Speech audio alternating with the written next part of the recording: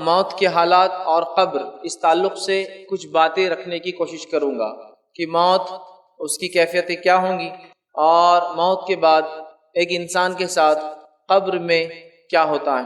اللہ رب العزت نے موت اور اس کا تذکرہ اپنی کتاب میں، نبی اکرم صلی اللہ علیہ وسلم نے احادیث کے اندر، اقوال صحابہ اور تابعین تبع تابعین بکثرت موت کے تعلق سے ہمیں تذکرے ملتے ہیں، چونکہ موت ایک ایسی حقیقت ہے جس سے دنیا کے کسی انسان کو، چاہے کسی مذہب، رنگ اور نسل اور دین اور فرقے کو ماننے والا ہو، یہ ایک ایسی متفق چیز ہے، یہ ایک ایسی چیز ہے جس پر سارے کے سارے اتفاق رکھتے ہیں، یونائٹڈ ہے کہ موت آنی ہے، چاہے وہ کسی مذہب، کسی دھرم، کسی پنتھ، کسی فرقے یا کسی رنگ اور نسل سے تعلق رکھتا ہو۔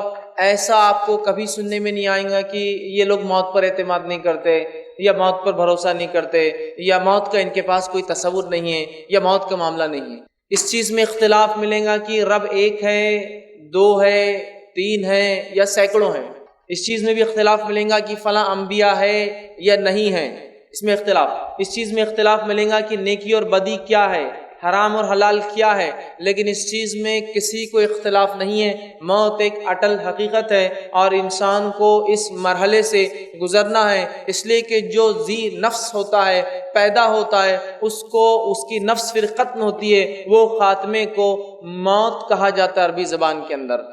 مرنا جس کو کہیں گے عام زبان میں اردو زبان میں جس طرح ہم کہتے ہیں، یا مرتیو کہتے ہیں کہ انسان مر جاتا ہے، ختم ہو جاتا ہے، فنا ہو جاتا ہے، تو جو پیدا ہوا اسے ختم ہونا ہے، اس چیز پر سبھی کا جو اتفاق ہے۔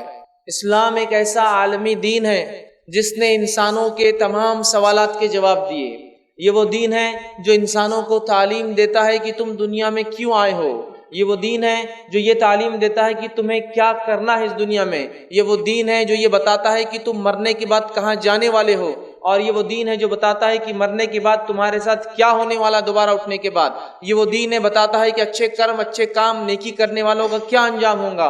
یہ وہ دین ہے جو بتاتا ہے کہ برے کرم، سو کرم، برے کام کرنے کا نتیجہ کیا ہوگا، گناہ اور معصیت والے کہاں جائیں گے اور کیا سلوک ہوگا۔ تو گویا اسلام وہ دین ہے جس نے پیدائش سے لے کر موت تک، موت کے بعد اٹھائے جانے کو اور اس کے بعد کے تمام مرحلے کو اپنے ماننے والے کو بتفصیل ڈسکس کیے، بتفصیل بیان کیے کہ اے لوگوں، یہ ہے تمہارا معاملہ، اور اس کی ساری تعلیمات، اس کا سارا جو کچھ اس نے کہا ہے، یہ ساری انسانیت کے لیے۔ اسلام کوئی ایک ایسا دین یا مذہب نہیں ہے جو کسی مذہب یا جاتی یا رنگ یا نسل یا قوم کے لیے آیا ہے، یہ وہ دین ہے جو ساری انسانیت کے لیے آیا ہے۔ اور تین اہم سوال جس کو انسان بار بار اٹھاتے رہے ہیں اور آج بھی یہ سوال انسان کو چبھتے ہیں، اس کا جواب اسے نہیں مل پاتا، اسلام نے ان سوالات کے مفصل جواب دیے۔ پہلا سوال، ہم کہاں سے آئے ہیں؟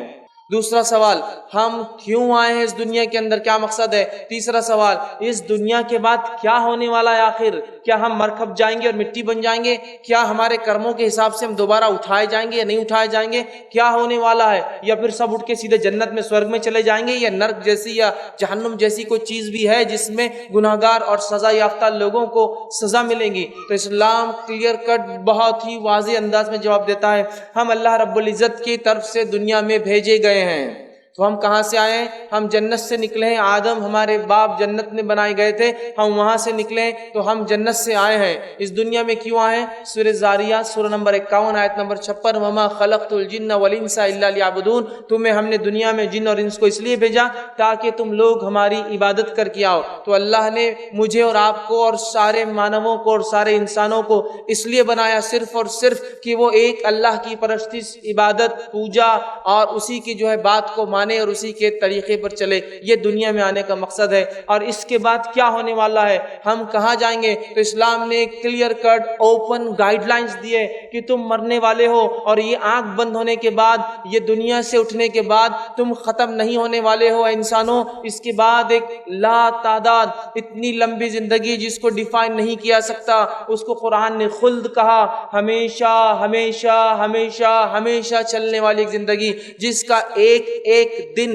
ایک दिवस 50,000 سال سے زیادہ کا ہونے والا ہے، تو ویسی زندگی میں ہر انسان کو قدم رکھنا ہے، اس کے اعمال کے اعتبار سے وہ 50,000 سال کے ایک دن میں فائدہ، مزے، عیش اور نعمتیں اٹھائیں گا، اور اگر یہاں برے کرم اور غلط کام کر کے گیا تو اس زندگی میں یاتنائیں، کٹھنائیاں، تکلیفیں، اذیتیں، دردناک عذاب کا اسے سامنا کرنا پڑے گا۔ تو اسلام نے ہر سوال جو انسانی ذہن میں اٹھتا ہے اس کے بنانے کے تعلق سے، اس کے بنانے والے کے تعلق سے، اس کے دنیا میں آنے کے تعلق سے، اس کے دنیا سے جانے کے تعلق سے، اور دوبارہ اٹھنے کے بعد کیا ہونے والا ہے، بہت واضح گائیڈ لائنز، کلیئر رہنما اصول، نصیحتیں، دلائل پیش کر دی۔ یاد رکھیے اللہ رب العزت آئیے ہماری موت کا خاکہ اپنی کتاب میں کھینچتا ہے، اور کیا ہی خوب فرماتا ہے۔ سورہ مومنون سورہ نمبر 23 آیت نمبر 99 اور 100 اللہ فرماتا ہے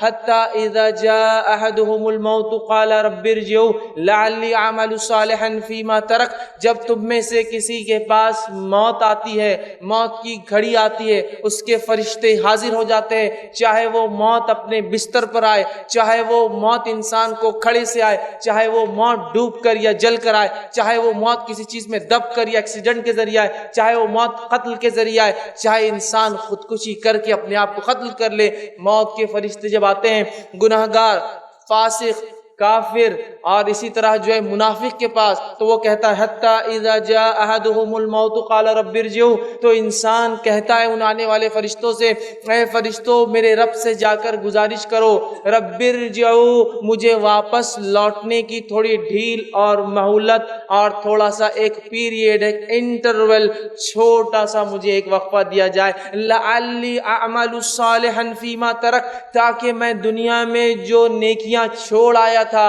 جا کر واپس کر لوں۔ اگر آستھاوان نہ تھا، ایمان والا نہ تھا، تو آستھا لالوں، ایمان لالوں ایک ستیہ ایشور ہمارے بنانے والے پر، اور اگر گناہگار تھا، ایمان والا تو تھا، تو مہلت مانگیں گا کہ کچھ پنیہ کے اور نیک کام کر کے میں آ جاؤں، تھوڑی سی مجھے ڈھیل اور سہولت اور مہلت دے دی جائے، تو وہ کہیں گا لعلی اعمل صالحا فیما ترک، کہ مجھے تھوڑی سی ڈھیل اور مہلت دی جائے تاکہ نیکیاں جو چھوڑ آیا ہوں پھر کر لوں۔ کلا انہ کلمۃ هو قائلها، رب العزت کی طرف سے وہ فرشتے جواب لے کر آتے ہیں، اے اللہ تیرا بندہ ایک مہلت مانگتا ہے، ڈھیل مانگتا ہے، چھوٹ مانگتا ہے، کیا کیا جائے؟ اللہ جواب دیتا ہے کلا ہرگز ایسا نہیں ہوگا، انہ کلمۃ هو قائلها، تو دنیا میں عادی تھا اس بات کا، اگلی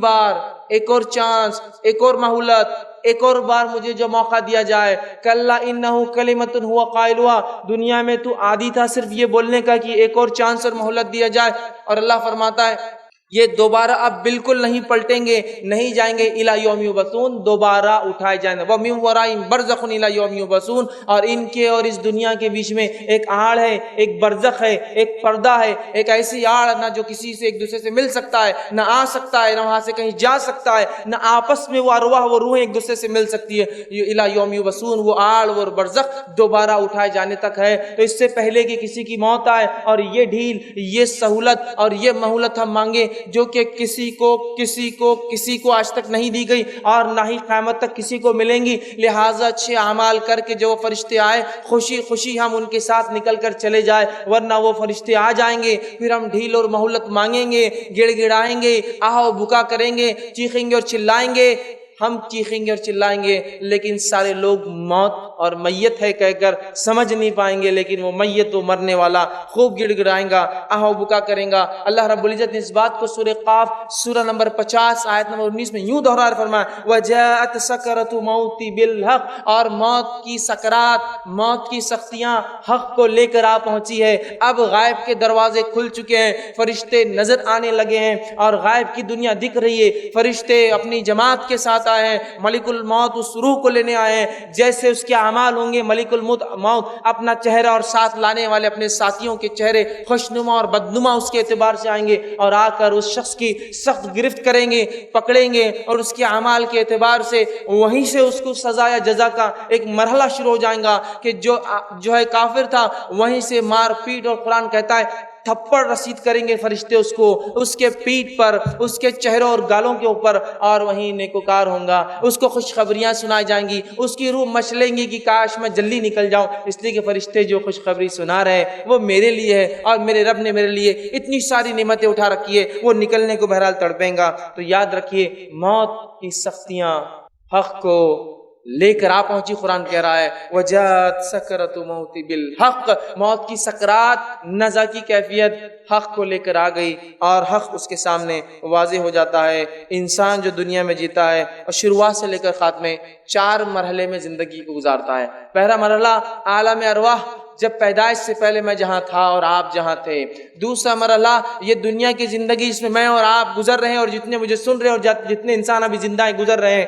تیسرا مرحلہ موت کے بعد وہ نیچے جو قبر کے اندر یا جہاں کہیں جانور نے کھایا ہو، جلا کر راکھ بنا کے اڑا دیا گیا ہو، پانی کے ذریعے بہا دیا گیا ہو، یا آنکھ کے اندر کرنٹ دے کر اسے ختم کر کے مٹی بنا دیا گیا ہو، وہ زندگی، وہ ایک اور زندگی، تیسرا اسٹیج۔ پھر اس زندگی کے بعد چوتھا مرحلہ ہے انسان پھر اٹھائے جائیں گے، اور اس کے بعد اعمال کے اعتبار سے جنت یا جہنم میں جائیں گے۔ تو زندگی کے 4 مرحلے ہیں۔ عالم ارواح پیدائش سے پہلے یہ زندگی جس سے میں اور آپ گزر رہے ہیں، وہ زندگی جو موت کے بعد اس گڑھے اور قبر کے اندر اور برزخ میں آئیں گی، اور چوتھی وہ زندگی جو دوبارہ ہم سب انسان آدم کی اولاد جو ہے، ایک ماں باپ کی جو اولاد ہے، سب اٹھائے جائیں گے، اچھے اور برے، کارے اور گورے، اونچے اور نیچے، اور سب کے ساتھ اللہ رب العزت فیصلہ کریں گا، انصاف کریں گا، ذرہ برابر بھی کسی کے ساتھ نا انصافی نہ ہوں گی۔ 4 زندگیوں کے مرحلے ہوتے ہیں، اس سے مجھے اور آپ سب کو گزرنا ہے۔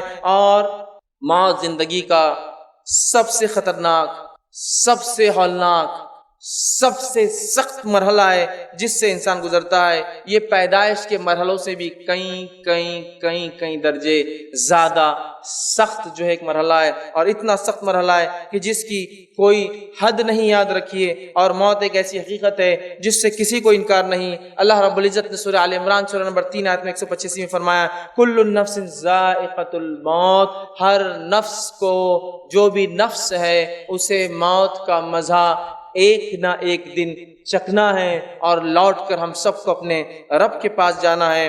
اور موت کی تکلیف کیا ہوتی ہے اس کو ٹھیک بتانا ناممکن ہے، یاد رکھیے، اس لیے کہ مرنے والا اٹھ کر یہ نہیں بتاتا کہ اسے کیا تکلیف ہوئی، ہاں لیکن کچھ باتیں اللہ کی کتاب اور اس کے رسول صلی اللہ علیہ وسلم نے سنت میں بتائی ہے، ان باتوں کو ہم جان سکتے ہیں، لیکن حقیقی کیفیت تو وہی انسان ہے جو اس سے گزرتا ہے۔ اور یاد رکھیے موت وہ مرحلہ ہے جس سے کوئی مستثنا ایکسپشنل نہیں ہے، سب کو اس سے گزرنا ہے، چاہے کسی مذہب اور کسی دین، کسی ملت اور کسی قوم کا وہ رہنے والا تھا، تو اس سے گزرنا ہے۔ تو ٹھیک بتانا ناممکن ہے، لیکن اللہ رب العزت نے جو موت کی سختی اپنی کتاب میں، نبی اکرم صلی اللہ علیہ وسلم نے موت کی سختی جو کتاب میں بتائی ہے، اس میں سے ایک بات سورہ قیامہ سورہ نمبر 75 آیت نمبر 24 سے لے کر 35 میں اللہ فرماتا ہے، اور خاص طور سے گنہگار انسان کے لیے، ویسے نیکوکار کے لیے بھی بہت ساری باتیں ہیں، لیکن گنہگار انسان کے لیے اللہ فرماتا اور کہتا ہے وَوُجُوهٍ يَوْمَئِذٍ بَاسِرَةٌ، اور اللہ فرماتا ہے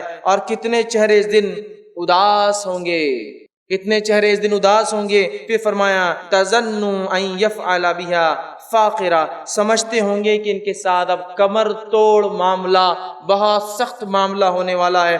كَلَّا إِذَا بَلَغَتِ التَّرَاقِ، اور جان جب حلق میں آ کر پھنستی ہے، اور ہر مرنے والا جب مرتا ہے تو اس کی آخری آواز جو نکلتی حلق سے، تو جان تب اس کے منہ کے ذریعے نکل کر چلی جاتی ہے۔ آپ سے فرماتے تب اس کی نگاہیں اس نکلتی ہوئی جان کو اپنے دیکھتی ہے، اسی لیے فرمایا جب کوئی مر جائے تو آنکھیں بند کر دو، چونکہ اس کی نگاہ اس کی طرف بڑھتی ہے۔ تو پیروں سے نکلنا شروع ہوتی ہے انسان کی جان، اور وہ آخری آواز جو گلے سے نکلتی ہے اس کی تفصیلات ہے کَلَّا إِذَا بَلَغَتِ التَّرَاقِ، اور جان جب جانکنی گلے میں آ کے اٹک جاتی ہے۔ وَقِيلَ مَنْ راق، اور لوگ کہتے ہیں جو آس پاس بیٹھے ہیں، کیا کوئی ہے ڈاکٹر، کیا کوئی ہے طبیب، کیا کوئی ہے جھاڑ پھونک کرنے والا، کیا کوئی ہے جو اس کو اس کیفیت سے آج بچا سکتا ہے، لاؤ اسے بلاؤ۔ تو اللہ فرماتا ہے وَظَنَّ أَنَّهُ الْفِرَاقُ، اور آگے فرماتا اور کہتا ہے آدمی جان لیں گا کہ یہ اس کی جدائی کا وقت ہے، دنیا سے جانے کا وقت آ چکا ہے۔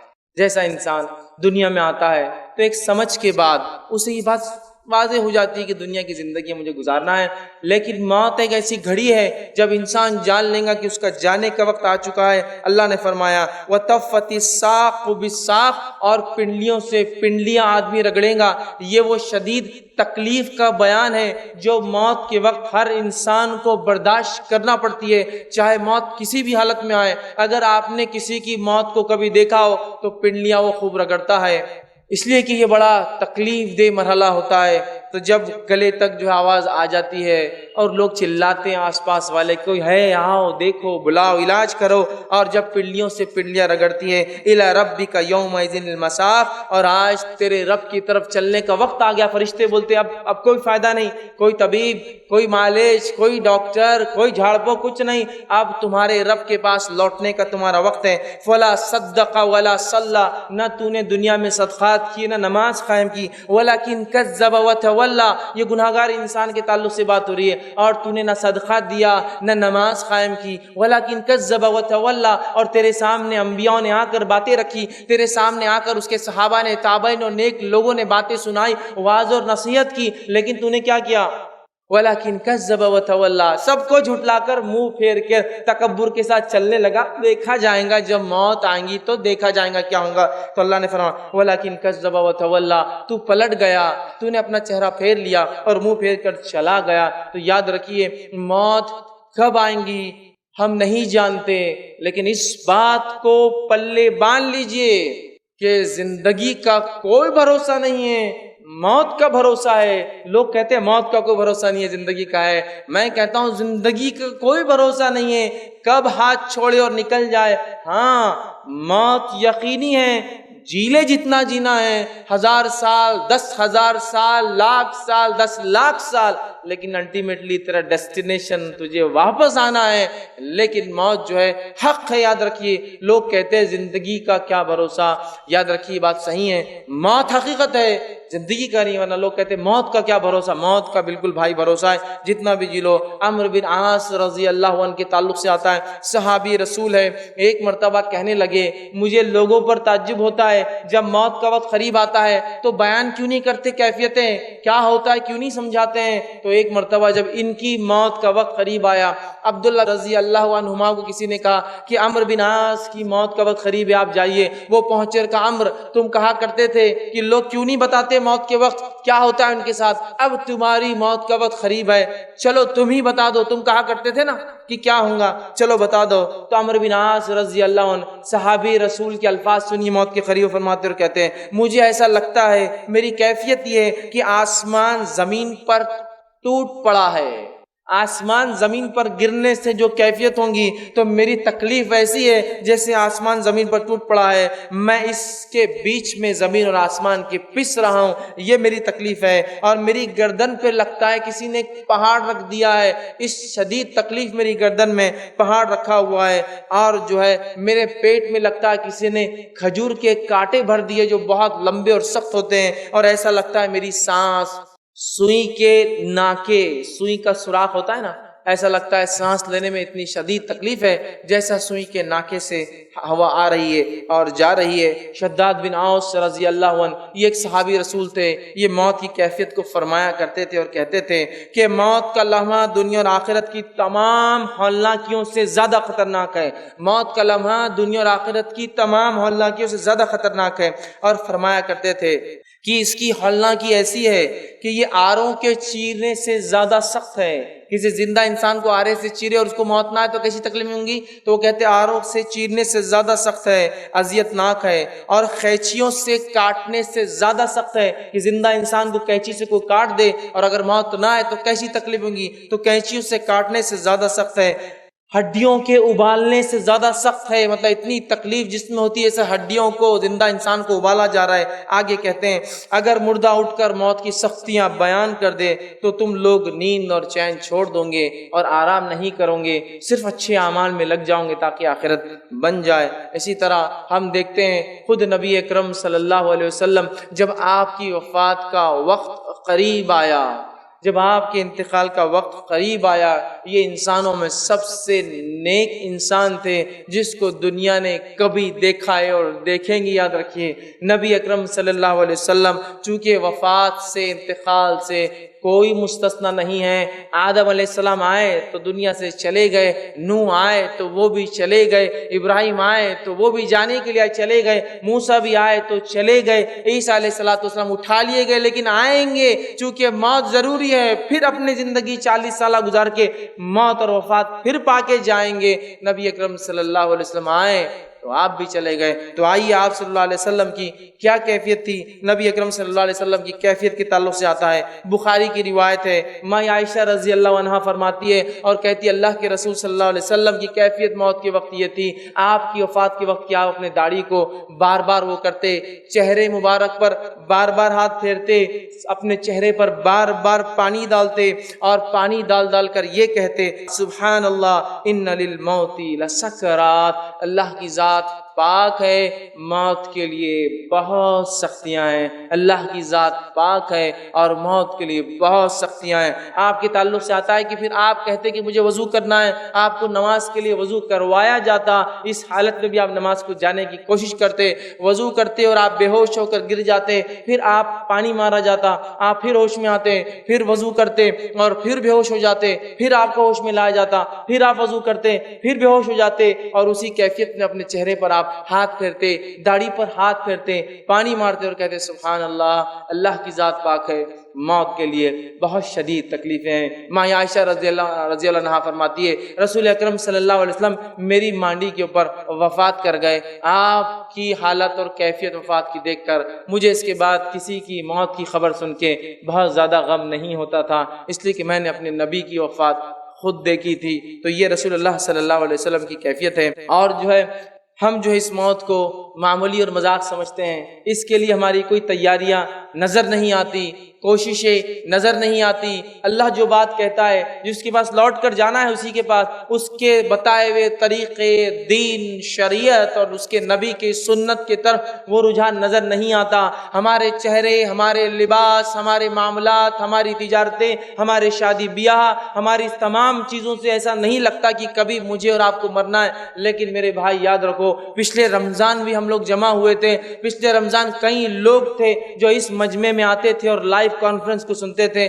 آج ان میں سے خود آپ گواہی دے سکتے ہیں کئی لوگ موجود نہیں ہیں، اور اگلے رمضان شاید بہت سارے لوگ خود مقرر اور سننے والوں میں سے کئی لوگ دنیا سے چلے جائے، اس لیے کہ آئے ہیں تو واپس تو جانا ہے۔ اس کی تیاری جانے سے پہلے مجھے اور آپ کو کرنی ہے، یاد رکھیے۔ لیکن موت کی وہ تیاری نظر نہیں آتی جس کے تعلق سے انبیاء علیہ الصلوۃ والسلام بھی ڈرتے تھے۔ اصحاب رسول کی کیفیت یہ تھی کہ موت کے تذکرے آتے تو کبھی بے ہوش ہو جاتے، کبھی حواس سمجھتے آپ، سینسز کھو جاتے، ان کے آؤٹ آف سینس ہو جاتے کہ کیا تذکرہ چل رہا ہے، اس لیے کہ انہیں ڈر ہوتا کہ یہ امتحان ہے، یہ ایک سخت گھڑی ہے اور اعمال کے اعتبار سے اس کے اندر فیصلے ہونے والے ہیں۔ اور موت کے بعد خبر کی ہولناکیوں کے تعلق سے نبی اکرم صلی اللہ علیہ وسلم نے اتنی واضح باتیں بتائی کہ جس کی کوئی انتہا نہیں۔ جامع ترمذی کی روایت ہے، نبی اکرم صلی اللہ علیہ وسلم فرماتے ہیں میں نے خبر سے زیادہ گھبراہٹ والی جگہ کوئی نہیں دیکھی۔ آپ سے فرما رہے میں نے خبر سے زیادہ، گریو سے زیادہ،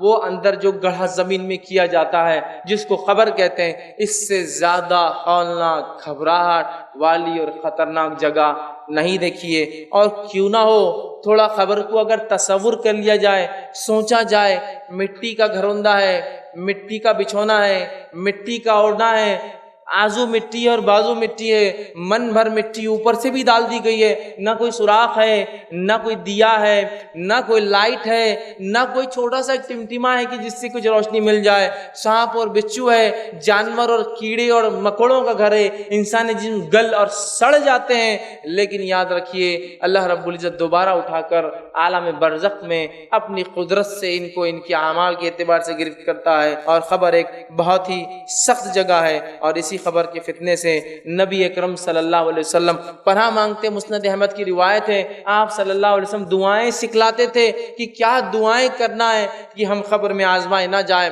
کہ ہمیں قبر کے عذاب سے بچا لیا جائے، ہمیں قبر کی سختیوں سے بچا لیا جائے۔ اسی طرح ہم دیکھتے ہیں سورہ النساء کی روایت ہے رسول اللہ صلی اللہ علیہ وسلم فرماتے ہیں، غور سے سنیے روایت کا، فرماتے ہیں کہ تم لوگ فتنے قبر میں دجال سے بھی زیادہ جو ہے آزمائے جاؤ گے. تم لوگ فتنے قبر میں دجال سے بھی زیادہ. دجال کا فتنہ جب سے دنیا بنی ہے تو ختم ہونے تک دجال کا فتنہ سب سے بڑا فتنہ ہے. اس کی فتنے کی شدت یہ ہے کہ آدم علیہ السلام نے اس کے تعلق سے اپنی قوم کو ڈرایا، نوح علیہ السلام نے اپنی قوم کو نصیحت کی اور واعظ کیا، جبکہ یہ آنے والا ہے امت محمدیہ کے اندر. لیکن پہلے نبی اور پہلے رسول نے اس سے ڈرایا تو کہا تم قبر میں دجال کے فتنوں سے زیادہ جو ہے آزمائے جاؤں گے. اس بات کو سن کر صحابہ زار و قطار رونے لگے کہ کیا اتنی سخت آزمائش ہماری قبروں میں ہونے والی ہے؟ تو آپ نے کہا تمہاری اتنی آزمائش ہوگی. جامع ترمذی کی روایت ہے، عثمان بن عفان رضی اللہ عنہ کے تعلق سے آتا ہے کہ جب آپ قبر کے پاس سے گزرتے یا قبرستان جاتے، قبر کے پاس جاتے تاکہ عبرت حاصل ہو، تو آپ کی کیفیت یہ ہوتی کہ اتنا روتے کہ آپ کی داڑھی جو بہت گھنی تھی آنسوؤں سے بھر جاتی، اور کہا کرتے تھے کہ یہ منزل جس کے لیے آسان ہو گئی باقی ساری منزلیں اس کے لیے آسان ہیں، اور جس کے لیے اس منزل میں سختی اور پکڑ ہو گئی باقی سارے مرحلے پہلے سور سے لے کر قیامت تک اور اس کے بعد جو ہے حشر اور آخرت تک، اس کے لیے حساب و کتاب تک سارے مرحلے اس کے لیے بہت مشکل ہے. بہقی کی روایت ہے، عمر بن خطاب رضی اللہ عنہ جو کہ بہت سخت جان اور ایک قوی ہیکل مضبوط قسم کے جسامت والے انسان تھے، اس صحابی کے تعلق سے خلیفہ رسول تھے، جو ہے دوسرے جو ہے خلیفہ تھے، اور اس کے ساتھ ساتھ آپ کے کئی فضائل ہیں. آپ کے تعلق سے آتا ہے کہ آپ اتنا روتے تھے، قبر کا سوچ کر اتنا روتے تھے کہ آخر وقت میں آپ کی وفات سے پہلے چہرے کے اوپر 2 لکیریں پڑ گئی تھی، جس کے آنسو جانے کی وجہ سے چہرے پر 2 سیاہ لکیریں پڑ گئی تھی، چونکہ آنسو ہمیشہ وہاں سے بہہ کر نیچے کی طرف آتے تھے.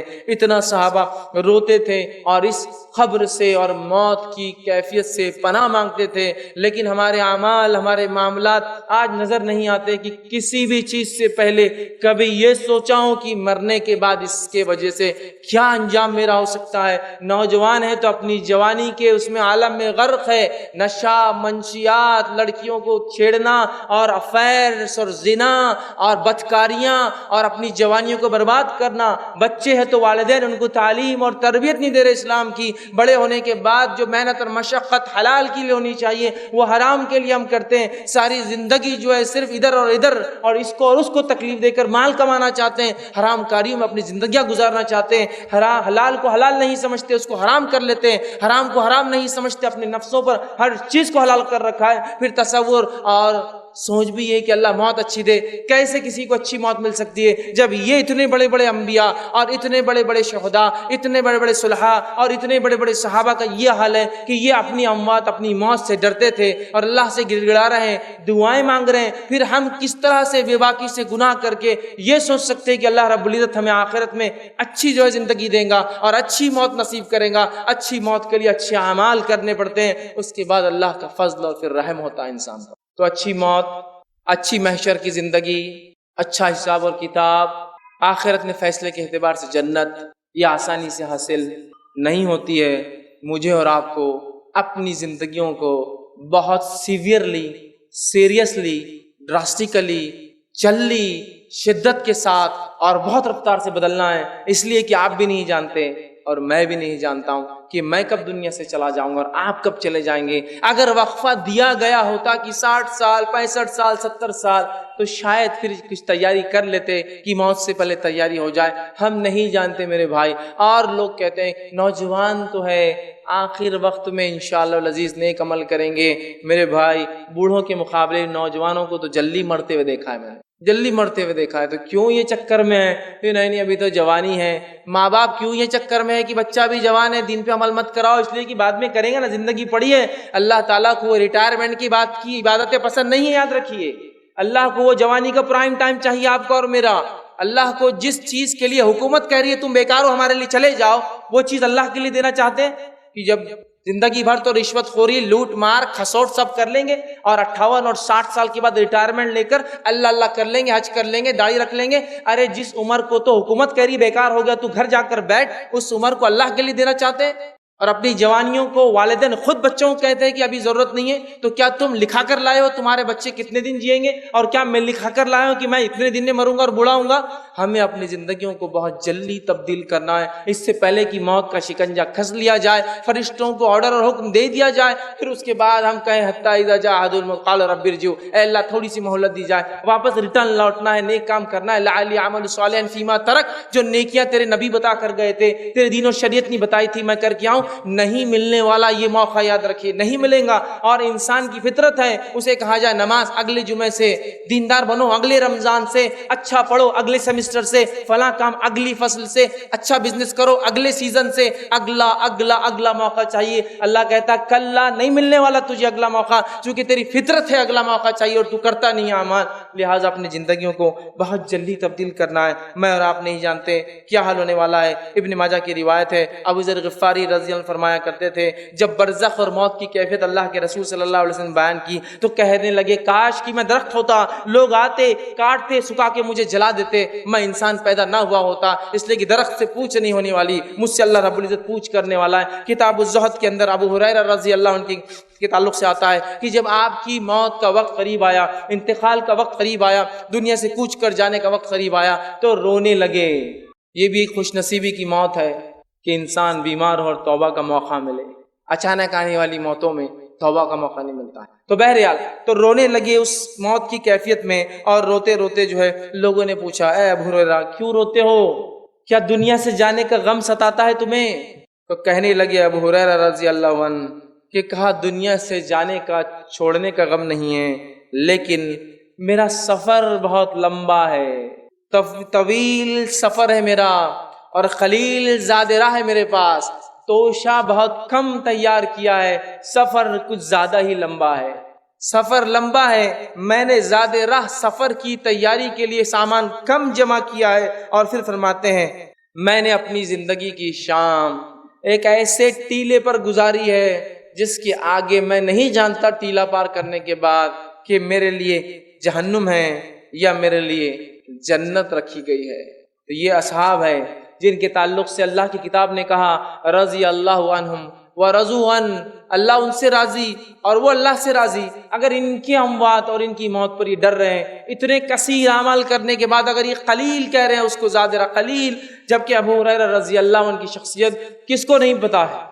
حدیث کا کوئی طالب علم ایسا کوئی ہو سکتا ہے جس نے ابو ہریرہ رضی اللہ عنہ کے تعلق سے نہیں سنا ہو کہ فلاں صحابی ہے؟ یہ وہ صحابی ہے جس نے 5000 سے زیادہ حدیثیں روایت کی ہے رسول اکرم صلی اللہ علیہ وسلم سے، اور قیامت تک جتنے لوگ اس حدیث پر عمل کریں گے سب کا ثواب ابو ہریرہ رضی اللہ عنہ۔ تو یہ وہ صحابی ہیں، لیکن اپنی موت سے دیکھ کتنا گھبرا رہے، کتنا ڈر رہے، اور کیوں نہ ہو اللہ رب العزت نے تو یوسف علیہ السلام کا ذکر کیا اپنی کتاب میں۔ جب یوسف علیہ السلام کی موت کا قریب آیا، وقت قریب آیا، تو کہنے لگے کہ اللہ جو ہے جعلنی مکرمن والحقنی بالصالحین، اے اللہ مجھے اکرام والے اور نیک لوگوں میں شمار کر۔ انبیاء ہے اور ایسے نبی ہے یوسف علیہ السلام کہ جس کے جیسا نسب تو کسی کا نسب نہیں۔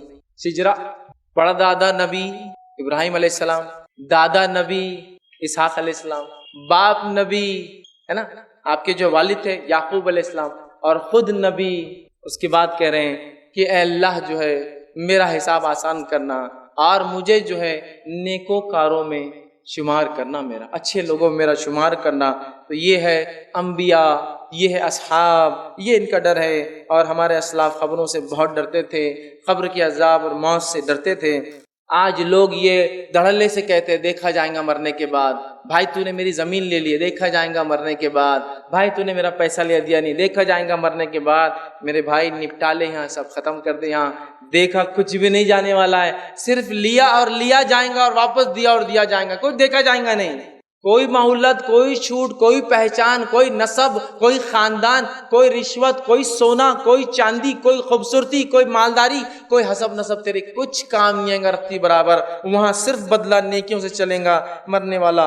اگر مرنے کی کیفیت ٹھیک ٹھیک بتا دیتا تو شاید ہمیں پتہ چل جاتا، چونکہ مرنے والا بتا نہیں پاتا ہے کیا ہوتا ہے۔ قرآن حدیث سے میں نے کچھ باتیں جمع کی ہے کہ نیک اور بد کی موت کیسی آتی ہے۔ یہ روایتیں صحیح بخاری، صحیح مسلم جامع ترمذی، سنن ابن ماجہ، سنن نسائی اور دیگر کتابوں سے میں نے جمع کی ہے، لیکن ہر روایت میں ایک مخصوص پارٹ اور حصہ آ رہا تھا، تو میں نے وہ سب کو چھوڑ کر، حوالوں کو چھوڑ کر ایک ترتیب دے دی پورے واقعے کو، ایک سیکوینس بنا دیا۔ حوالے چاہیے تو بعد میں مجھ سے آپ لے سکتے ہیں، لیکن اگر میں الگ الگ حوالے بتاؤں گا تو پھر وہ ترتیب نہیں جم پائیں گی کہ کیسے، کب اور کیا ہوتا ہے۔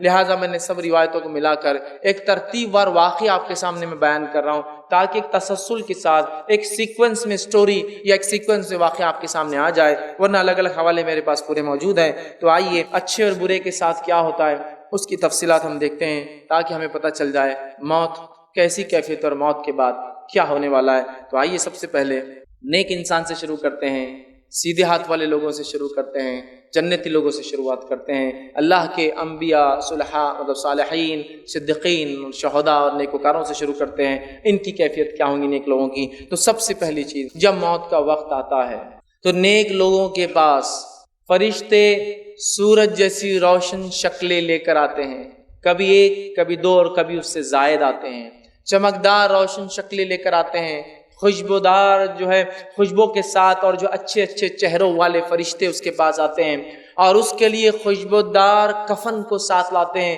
جو ریشم کا بنا ہوا ہوتا ہے، اور وہ کفن خوشبودار کفن لے کر آتے ہیں، اور آنے کے بعد ملک الموت اور دیگر فرشتے اس شخص کو سلام کرتے ہیں، اس کو دعا دیتے ہیں، اور یہی پہلا مرحلہ ہے، وہ سمجھ جاتا ہے کہ میرے لیے رائٹ چیز ہونے والی ہے، چونکہ سلام کیا گیا مجھے، تو سلام کرتے ہیں۔ اس لیے میں بار بار کہتا ہوں لوگوں سے، پہچان ہو تو ایسی ہو کہ فرشتے سلام کرے اور اس کا انتظار وہاں ہو۔